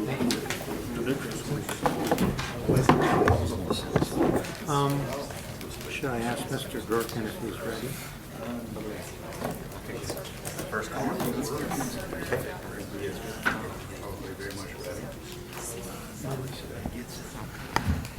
Good afternoon, all.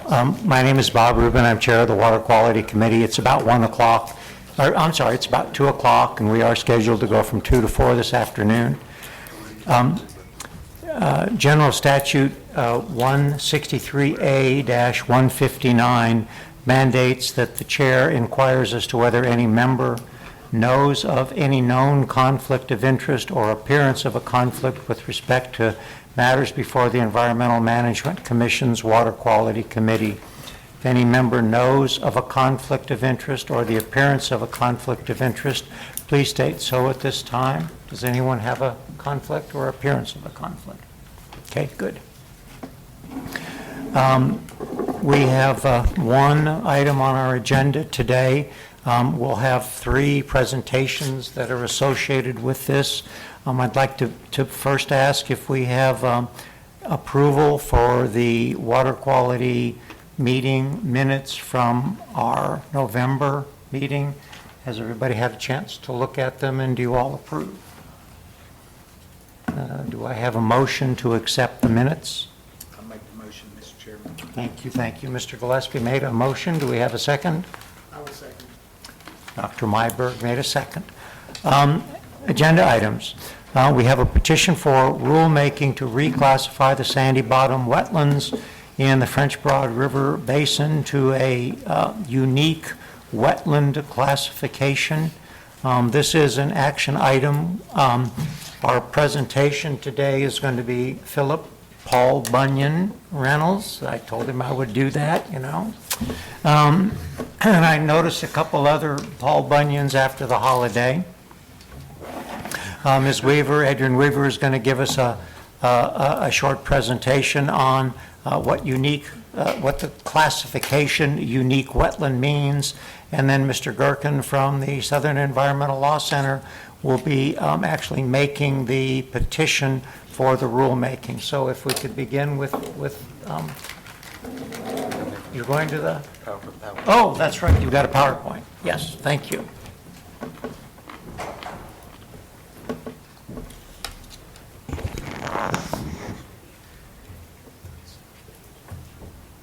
That looks a lot better than mine. What's the smell? There we go. So thank you, Dr. Rubin and members of the committee. Dr. Rubin asked me to provide very briefly, and the brief part was emphasized by Commissioner Pettis, just to give an overview of the petitions for rulemaking and the process and what the committee will be charged with today and what their responsibility is. So with that, I'll begin. Here's the purpose. Again, this is just an overview of the process, the issue before the commission, and in this instance, the committee. It's not an endorsement, recommendation, or approval of the petitions or its merits, and it's certainly not, and I'm sure that the Attorney General would appreciate me saying this, it certainly does not constitute a formal or informal opinion of the AG. It's just my view of it, based on my experience and my understanding of the law as it exists currently. So, petitions for rulemaking is the public's way of bringing something forward to the body that's responsible for rulemaking and asking them to get the rulemaking process started. This is, petitions are provided for under 150B-20 of the Administrative Procedures Act, or of the General Statutes, which is the part of the Administrative Procedures Act. And what it says is that members of the public can come to the body, ask them to begin, or petition them to begin the rulemaking process, and this controls the procedure for that.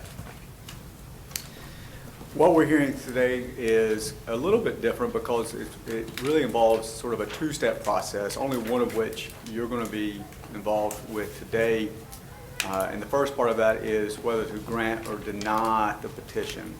And as you'll hear me say later on, granting the petition does not equal adoption of the rule, which just means beginning the rulemaking process, while denial means, well, just that, denying it, and the petitioners will have recourse to seek judicial review of the commission's decision. If the petition is granted, and what the committee's charged with today is making a recommendation to the full commission, so this matter comes before you today and then again before the full commission at its March meeting, if the recommendation and the commission's ultimate action is to grant the rulemaking process, that rulemaking process will be governed by the classification standards and the reclassification process that's provided in your rules under subchapter 2B, and you're going to hear more about that from the division, I'm sure. So this is 150B-20. This is just the black letter law, and it says that each agency must establish a rule. You'll see I've bolded the part that I'm reading from. Each agency must establish by rule the procedure for submitting a rulemaking petition to it and the procedure the agency follows in considering a rulemaking petition. These are your rules for hearings. They are under subchapter 2I. They control the process, how the petitions must be submitted, reviews for completeness, and the information it must contain, and the information it may contain.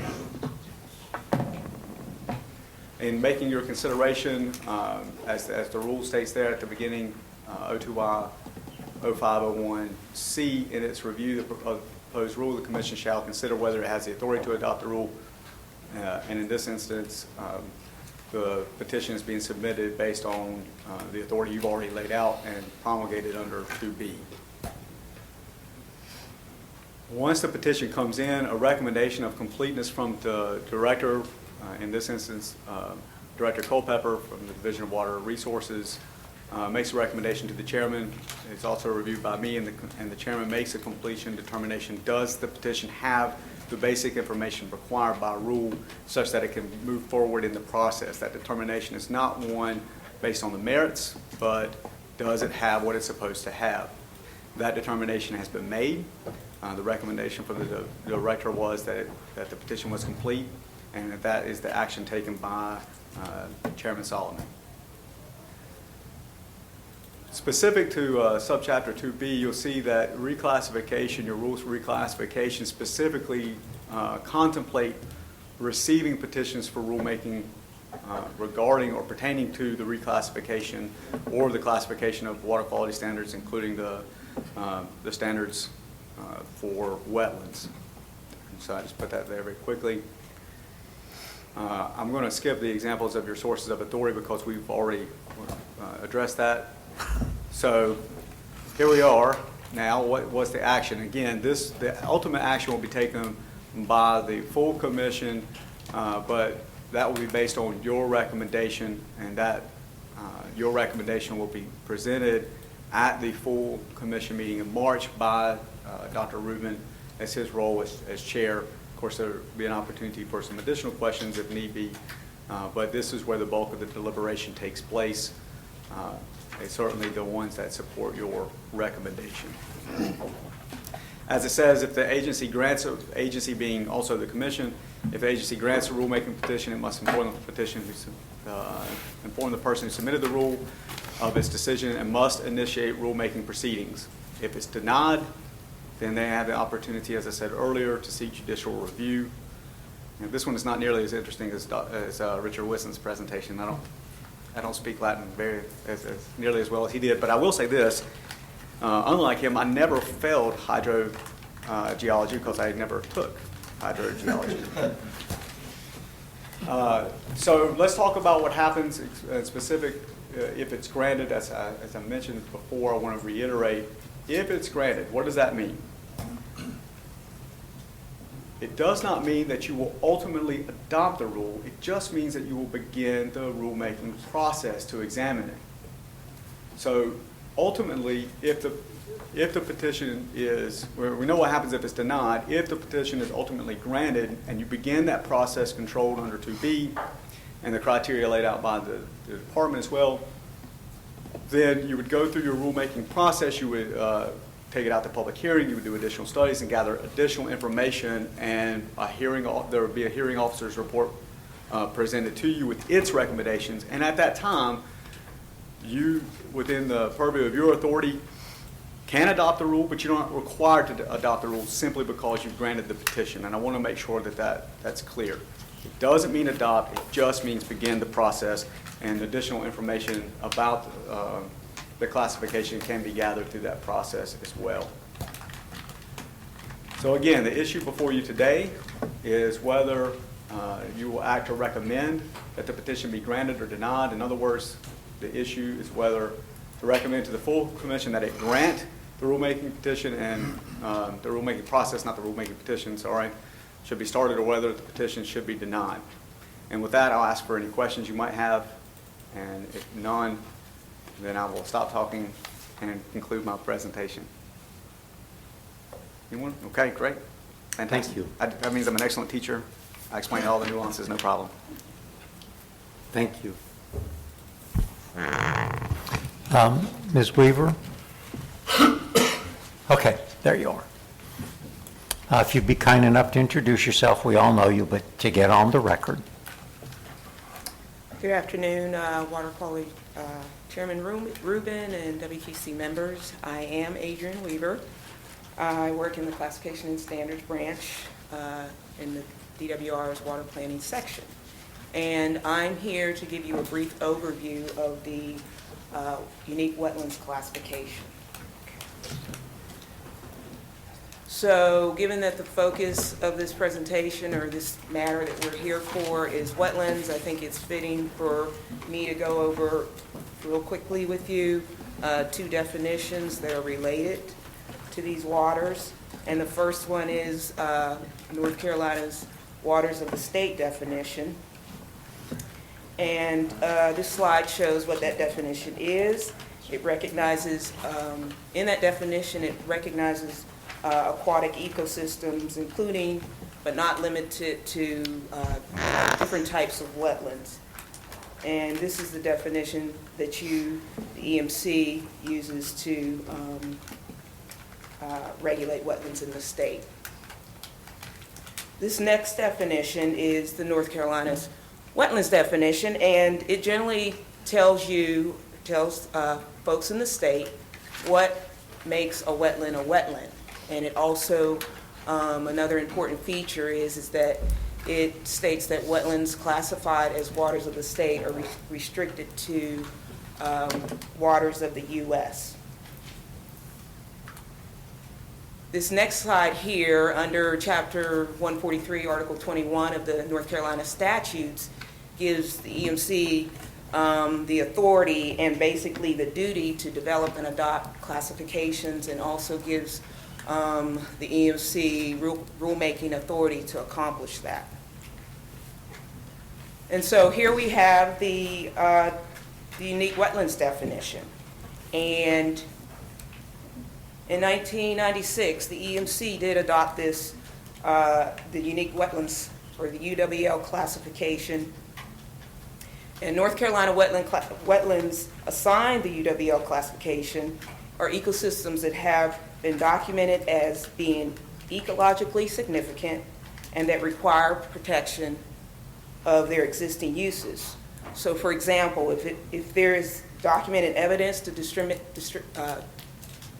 demonstrate that the endangered or threatened species are present in a wetland, the wetland is considered to be unique and therefore needs to be protected to conserve the natural species biodiversity in the state. There are other ecological features that would contribute to the uniqueness of a wetland, and that includes high quality or rare natural communities. So here on this screen, on this slide, we have the criteria for the UWL classification. The criteria was designed in 2 tiers. I think I went a little bit too far. The criteria was designed in 2 tiers, and I will talk about each tier in the next 2 slides. But the criteria is based on the following natural heritage program data, state and global ranks for natural wetland communities, and the rank data basically expresses the how rare it is over its range, whether it's globally or in the state. So how rare are the number of occurrences for an element, be it a plant, a natural community, wetland community, or animal species. Basically, it just expresses how rare those elements are. Other data that is relied on, it includes state and federal listed endangered, threatened, and special concern species, and rare species that don't have a legal status tied to them. The criteria also emphasizes the element of occurrence rank, which refers to the quality or viability, or basically the condition in layman's terms, of an occurrence of species or natural community. And the rank ranges from A, being your best or your excellent, to D, being marginal or non-viable. And you should know that the criteria was developed by a technical advisory committee represented by state and federal agencies, private consultants, wetland experts, botanists from the academic community. So let's look at the Tier 1, and I'm going to kind of summarize this slide. Tier 1 criteria involves 3 ways for qualifying a wetland as UWL. In summary, Tier 1 wetlands are natural communities that are either critically imperiled or imperiled in the state with excellent or good viability. Or you have a wetland that harbors endangered, threatened, special concern species or certain North Carolina significant rare plant species that also have excellent or good viability. In other words, they're in good condition. So here we have a slide showing Tier 2. Based on this Tier 2 criteria, a wetland can qualify as a UWL if it is vulnerable because it is rare in the state or globally, a vulnerable natural community that is also excellent or good viability or has it, or a wetland is considered rare, a rare community, but it does not, it's below excellent or good. It's not as good, the quality is not as good. Or you have a wetland that harbors the occurrence of endangered, threatened, or special concern species, or significantly rare species. And once again, these wetlands don't appear to have good quality, the best quality. Okay, so there's three ways that wetlands can become a UWL under Tier 2 criteria. Okay, so under the UWL criteria, here you see on this slide for sandy bottom wetlands, the reasons stated in the petition that you will hear about after my presentation, but here are the following reasons stated in that petition as to why sandy bottoms wetlands qualifies as a UWL. Under Tier 1, I'm going to summarize what you see here, but under Tier 1, it is because it's home to the federally threatened bog turtle, and it has special concern salamander species, all of which are in good condition. The petition also states that it qualifies under Tier 2 because it's a site that supports critically imperiled natural wetland community. It's called the Montane Floodplain Slough, I think that's how you pronounce it, forest. And this community provides habitat for significantly rare plant species.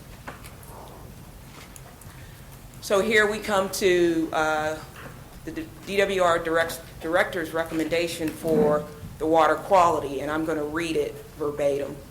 The Division of Water Resources Director recommends that the Environmental Management Commission Water Quality Committee proceed to the Environmental Management Commission with the petition for rulemaking to add the UWL classification to the sandy bottoms wetlands in the French Broad River Basin in Buncombe County, North Carolina. And this recommendation is should be on the information in the petition that reveals that the sandy bottom wetlands meet unique wetlands classification criteria. So that is the recommendation for this body. So how many, just kind of some fun slides. So how many unique wetlands do we have in the state? Well, we have currently 33. And this map shows the distribution of those UWLs. And from this map, the next few slides, I'm going to show you some examples of the current or existing UWLs. So here we have Beach Creek Bog, which is in Watauga County. It's owned by the Division of Parks and Rec. This bog is managed as a natural area, or is in an area that's managed as a natural area. And for those of you who care to know, it's referred to as a Southern Appalachian bog. The site is critically imperiled, or extremely rare, and to be in excellent quality. It harbors several state and federally listed plant and animal species. And here we have another unique wetlands, Lily Pond. It's considered to be a small depressional pond located inside Carolina State Park, next to the Military Ocean Terminal, SUNY Point, I hope I'm saying that right, in New Hanover County. It is owned and managed by the Department of Parks and Rec. It's also a site considered to be of good quality and harbors several state rare species. Last but not least, we have Goose and Mallard Creek Tidal Freshwater Marsh, which is in Beaufort County. This complex of wetlands is primarily dominated by tidal freshwater marshes, and it is located above the Goose Creek and Mallard Creek confluences with the Pamlico River. There are documented occurrences of state rare animal species in the vicinity of the marsh. The marsh is considered to be in good quality, and it is owned by the Parks and Rec, Department of Parks and Rec. And I thought I would put some critters in my presentation. I think that's the bog turtle on my left, and there's a salamander, but I don't know the genus and species of those. And then there's some plant species that are associated with wetlands. So that is my presentation to you. I will take any questions you may have. I will try to answer them. Thank you. All right. We've got one. Yeah. The department supports the petition. I guess the question would be, why wouldn't the department initiate the petition for this? I mean, is this, as a protocol, do we rely on the public to designate these, or is this something the department? Why does it have to wait for a public body to come forward? Why wouldn't the department just recommend it for rulemaking?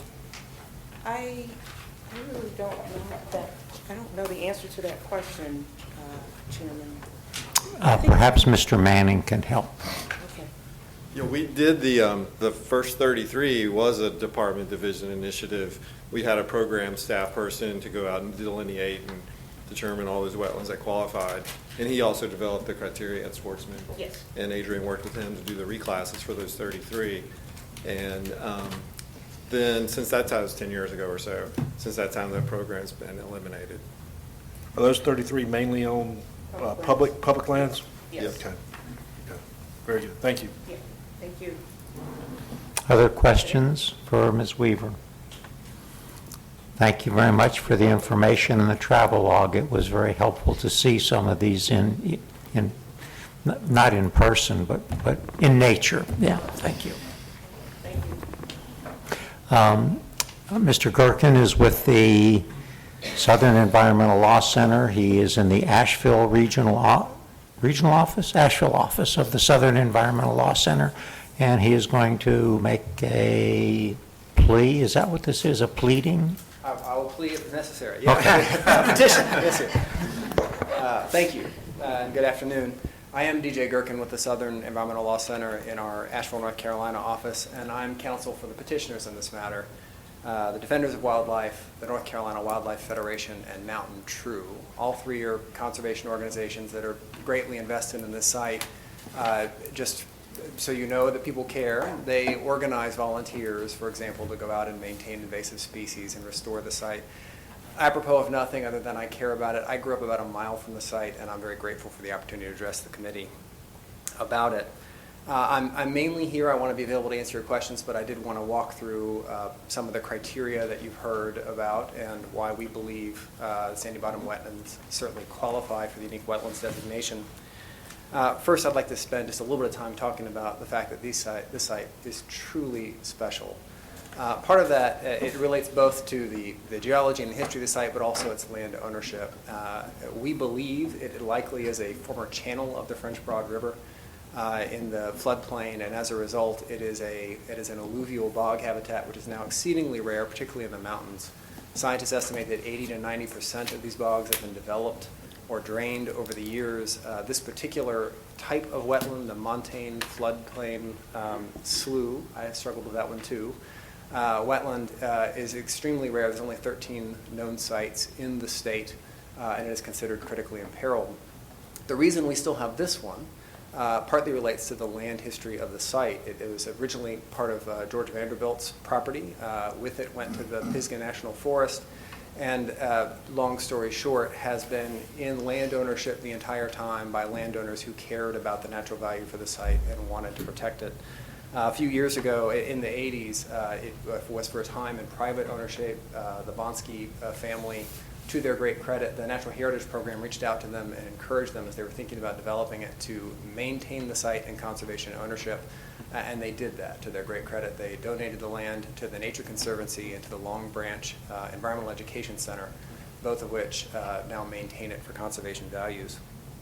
Because of that geological history, because of the land ownership history, the site is home to an interesting collection of microhabitats: sphagnum bogs, upland, alluvial forests, streams, wetlands, open water. This assortment of habitat in a small area supports an extraordinarily, globally significant, diverse collection of species. It is home to the significantly rare lax manna grass. But astonishingly, because of this assortment of aquatic habitats, it's home to 40 different species of herpetofauna and 17 species of salamander. Now, you may know that Western North Carolina is home to the most diverse assemblage of salamander species in the world. The scientists who study this site and are experts in herpetology believe that this site is the most diverse assemblage of salamanders in Western North Carolina. This may be, likely is, the most diverse assemblage of salamanders in a discrete spot globally in Sandy Bottom, next to my old home. It is also home, as you heard, to the threatened bog turtle and two salamander species of special concern, the four-toed salamander and the mole salamander. Second, in addition to its special character, it is recognized as special.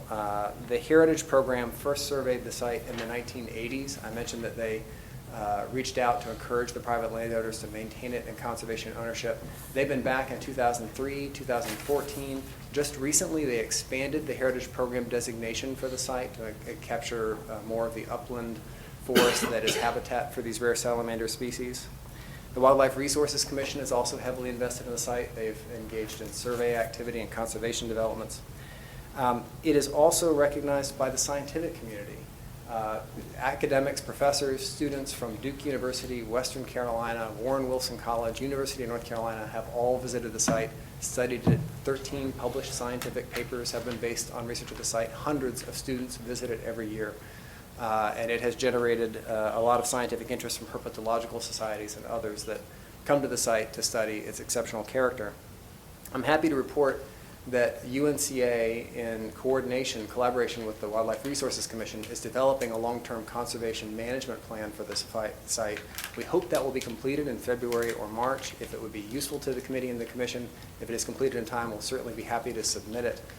They are doing that work in coordination with the Heritage Program and interested scientists, all with the aim of maintaining the exceptional character of the site in the long term. The long-term conservation site is also supported by its landowners. So I mentioned that it was briefly in private ownership. Those private landowners transferred the bulk of the site to the Nature Conservancy and the Long Branch Environmental. Long Branch then transferred it to UNCA, which has transferred it to the Endowment Fund, which manages the site for its long-term conservation values. The bulk of the site is under deed restriction that prohibits any development activity. Dr. Rubin asked a good question just before we got going. It does appear that in the updated wetlands delineation that our consultant did for us to support the petition, he's documented the wetland dipping just past the UNCA property and slightly onto the Bonsky property. You should know that the Bonskys did a small development years ago upland. This is part of the lower floodplain area they did not develop. We did not reach out to them because that is new information for all of us that the wetland extends just a little bit onto that property.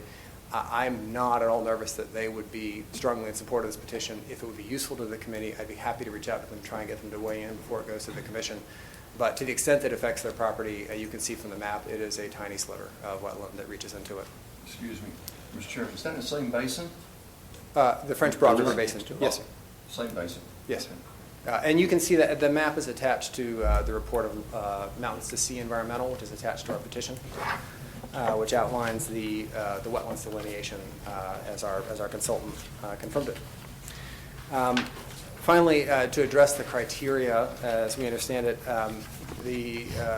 as I said, we certainly believe the site is of exceptional state and national. Indeed, we believe it is of global significance. And it is documented habitat for threatened and rare species. As Ms. Weaver said, we believe it qualifies under the 2007 criteria the DEQ proposed in at least 3 different ways. The confirmed presence of the state and federally threatened bog turtle alone under those criteria would be sufficient for the classification. However, it also is home to 2 species of special concern, the four-toed salamander and the mole salamander. I'd like to just add a note about the four-toed salamander. This is breaking science, but mitochondrial DNA studies of the four-toed salamander suggest that it is in fact 6 distinct species, ancient lineages that may be millions of years old. The particular clade that is found, clade E, that is found at the Sandy Bottom site is known to exist in only 6 sites. They're scattered. It is certainly imperiled if it is a distinct species. That is, I'm not presenting that to you as final science, but I do want to flag it as it's the kind of science that this site is supporting, and we think is very exciting. Finally, we think it also qualifies under Tier 2 of DEQ's standards as a critically imperiled wetland community, this montane floodplain slough forest that provides habitat for the significantly rare lax manna grass. So under any of those 3 prongs, we believe it qualifies, and on behalf of the petitioners and the broader community of researchers and scientists who have worked to conserve the site, we request the committee recommend to the commission to take it up and consider whether the site qualifies as a unique wetland. With that, I'm happy to answer your questions about the submission, our petition, or any of the supporting data. Any questions or concerns? Oh, I'm sorry. What was it I did wrong? Yes, sir, Dr. Mike. Thank you, Mr. Chairman. You already answered the first question I had, which was the landowners, the current landowners support, sounds like the current landowners support this position with the one uncertainty that you mentioned, but that's a pretty small portion. It sounds like you're pretty confident that that would not be an issue there. I'm happy to reach out to him, and let me clarify my answer. The UNCA Endowment Board meets very rarely, and they're the board that has to endorse it. We have reached out to them and asked them to support this. They have not met. Okay. My understanding is that DEQ staff reached out to the General Counsel of UNCA as part of the economic assessment, and he was able to provide some clarification about the university's broad commitment to the site and long-term support. We have tried desperately to reach Long Branch Environmental and have been unable to do so. I can tell you that their website says that they are an environmental education and manage all the land that they hold for long-term conservation and education values, and the bulk of their property is under deed restriction that prevents it from being developed anyway. Okay. Yeah. And the Vonskis would be the one tiny sliver that we'd be happy to address later. Which would be probably a good thing to, as you proceed on this, to make sure that that space gets fully touched and completed. Yes, sir. We'll do that. Second question, and it pains me to ask this, but I will ask it anyway, which is all this land, well, the definition of what constitutes a water of the United States is, as I'm sure you know, under review. Would this particular parcel of land be classified as a water of the United States under any of the currently proposed revisions to that definition that are now being considered by EPA and the Corps of Engineers? It pains me to admit, sir, that I didn't come prepared to answer on future changes to the definition. I can tell you that we asked the delineation to proceed under the current definition, and we're confident that it does meet under the current definition. Which current? Yeah, that's actually the question, because as I said, I asked that only because it looked like in the criteria for including it as wetland that was classified as being requested here, that it has to be a water of the United States. And, it is directly hydrologically connected to the French Broad River. It is in the floodplain of the river. There are 2 culverts that connect the streams that flow from the wetland to the river. There is one piece of the wetland on the southern end. What happened is a previous landowner deepened one of the basins by removing wetland soil and staging it to the side. Our wetlands engineer looked at that pretty carefully. Because it's wetland soil taken from the wetland, it has assumed the hydric characteristics, and it retains its hydrologic connection. We feel very comfortable it will qualify under the current definition, and I would hope going forward.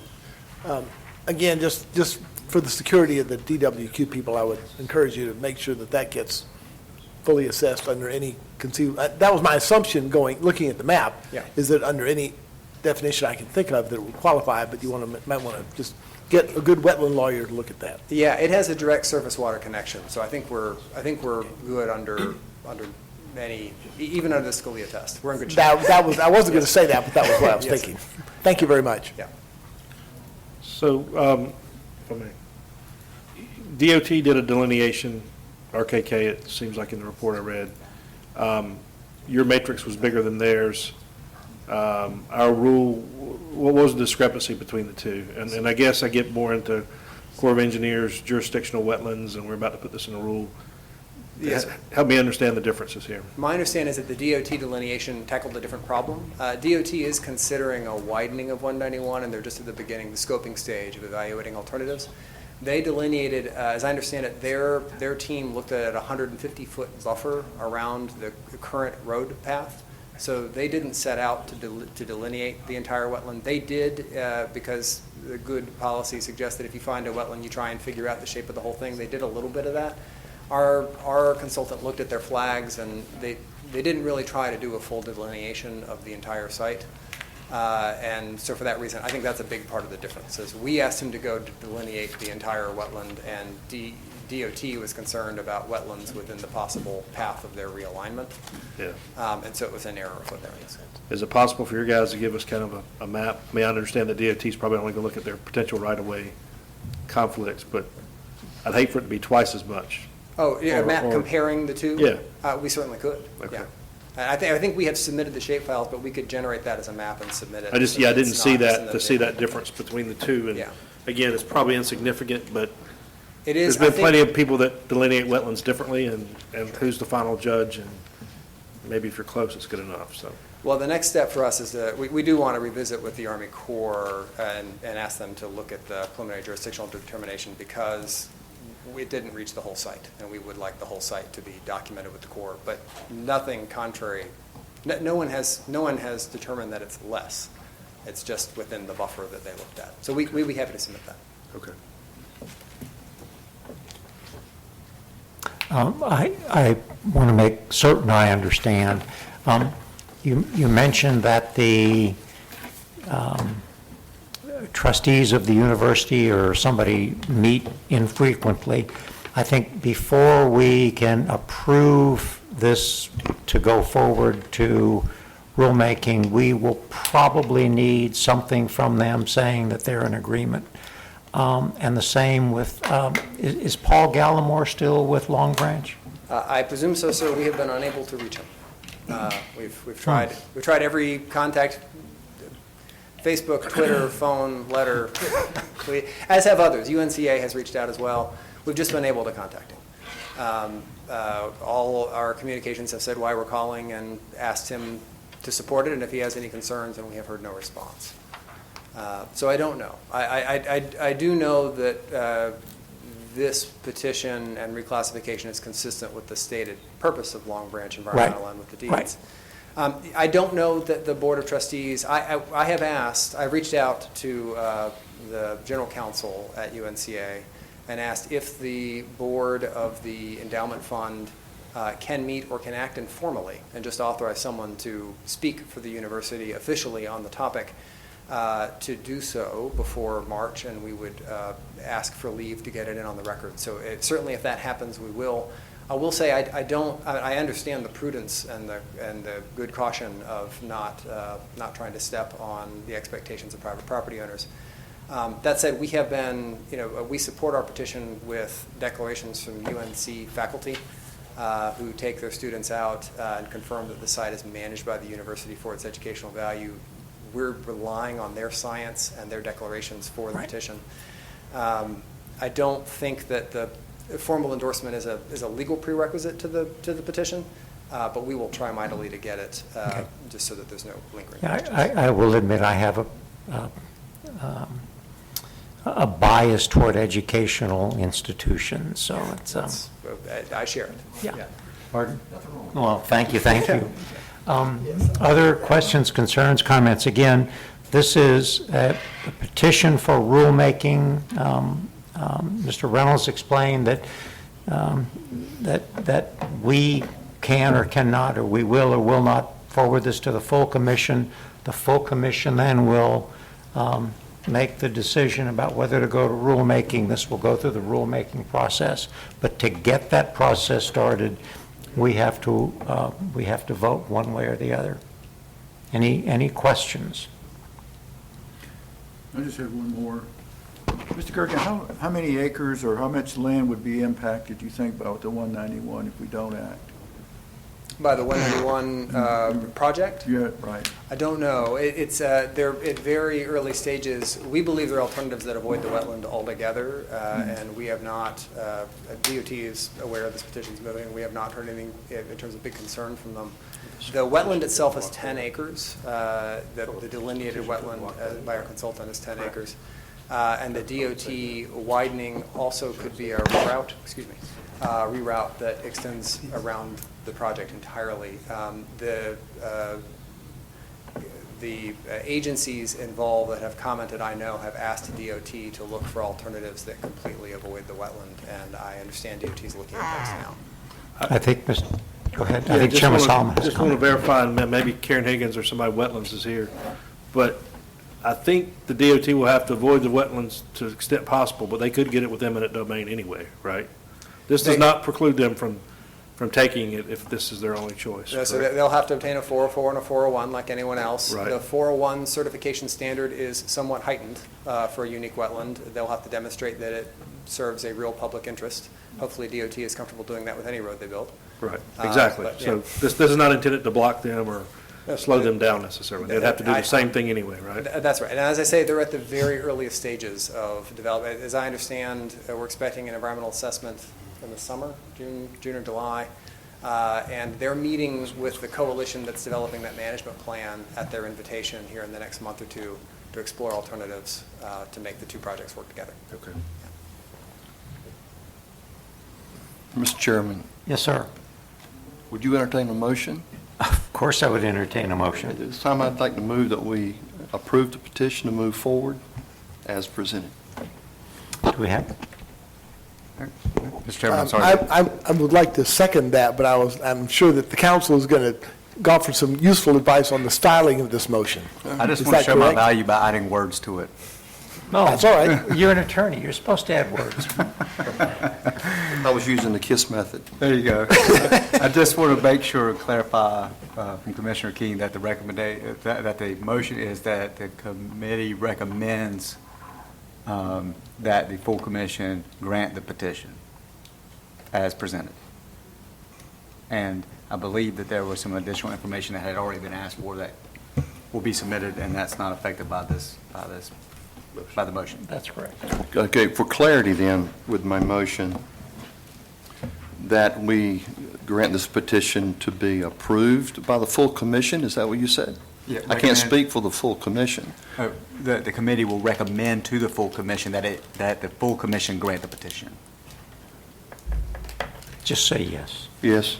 Chairman. Right. Step one is recommendation. Step two is the full commission considering. I understand. Thank you. Dr. Myberg. I second the motion. Okay, thank you. Any further discussion? I have discussion. Are we going to wait for recommendations from UNCA and from Long Pine before we move forward with this? It is my understanding from Mr. Gerken that they are going to get that information within the next 2 months, and it will be available to us at the March EMC meeting. May I speak? Yes, sir. I don't mean to interject. I'm going to strive mightily. So I will try again to contact Long Branch. If the endowment fund meets, I'm confident we'll get a resolution from them. I know that the General Counsel has spoken to DEQ staff. That hopefully is in the record somewhere, expressing some general support. But we will, whatever we can get, we will get into the record and try very hard to get in before March. And again, as chairman of the full commission, I can just say that I've talked, Commissioner Pettis, I've talked to enough members to know when they saw this, they said, why are we going on private property and doing this? So I think it would be something that would need to be clear that we're not going and trying to do a taking on somebody's property. Yes, sir. For the full commission. So I can't, legally we can't require it, but I've heard enough concern of why are we doing this on private property. I appreciate the guidance, and we'll take that to heart. Yeah. Okay. Any other discussion? We have a motion, we have a second, we've had discussion. May I call for a vote? All those in favor, please say aye. Aye. Anyone opposed? Okay, our motion, or our whatever they call it, does pass or does move forward. We're very fortunate today. We don't have any other activity. Commissioner Deerhake, you're the vice chair. Do you have anything you would like to say? No, thank you. Okay. Any other commission members have anything they'd like to say? We do have some interesting items on the full commission session tomorrow. I'm sure we'll have some interesting discussion. That's above my pay grade, but I'm sure we'll have interesting discussion. No other comments? Does our Director of Water Resources have anything she would like to say? If I might, just procedurally, if we could go back and review, I think on the minutes, I heard you have a motion for the minutes, but I did not hear an actual vote. Just to be clear, if that's okay. Mr. Chairman, if I may, they were, not unlike the Water Allocation Committee, they were accepted without objection, which is a fairly common parliamentary procedure. Okay. They were accepted without objection. Absolutely. That's why we'll record it in the minutes. Probably motion and second. It's a good catch. Okay, thank you. Anything else that you would like to say? No, sir. Okay. Thank you. See you all tomorrow. Have a great evening. This is compensation. I know that, yeah. Cool. And I know he lives in Sandy.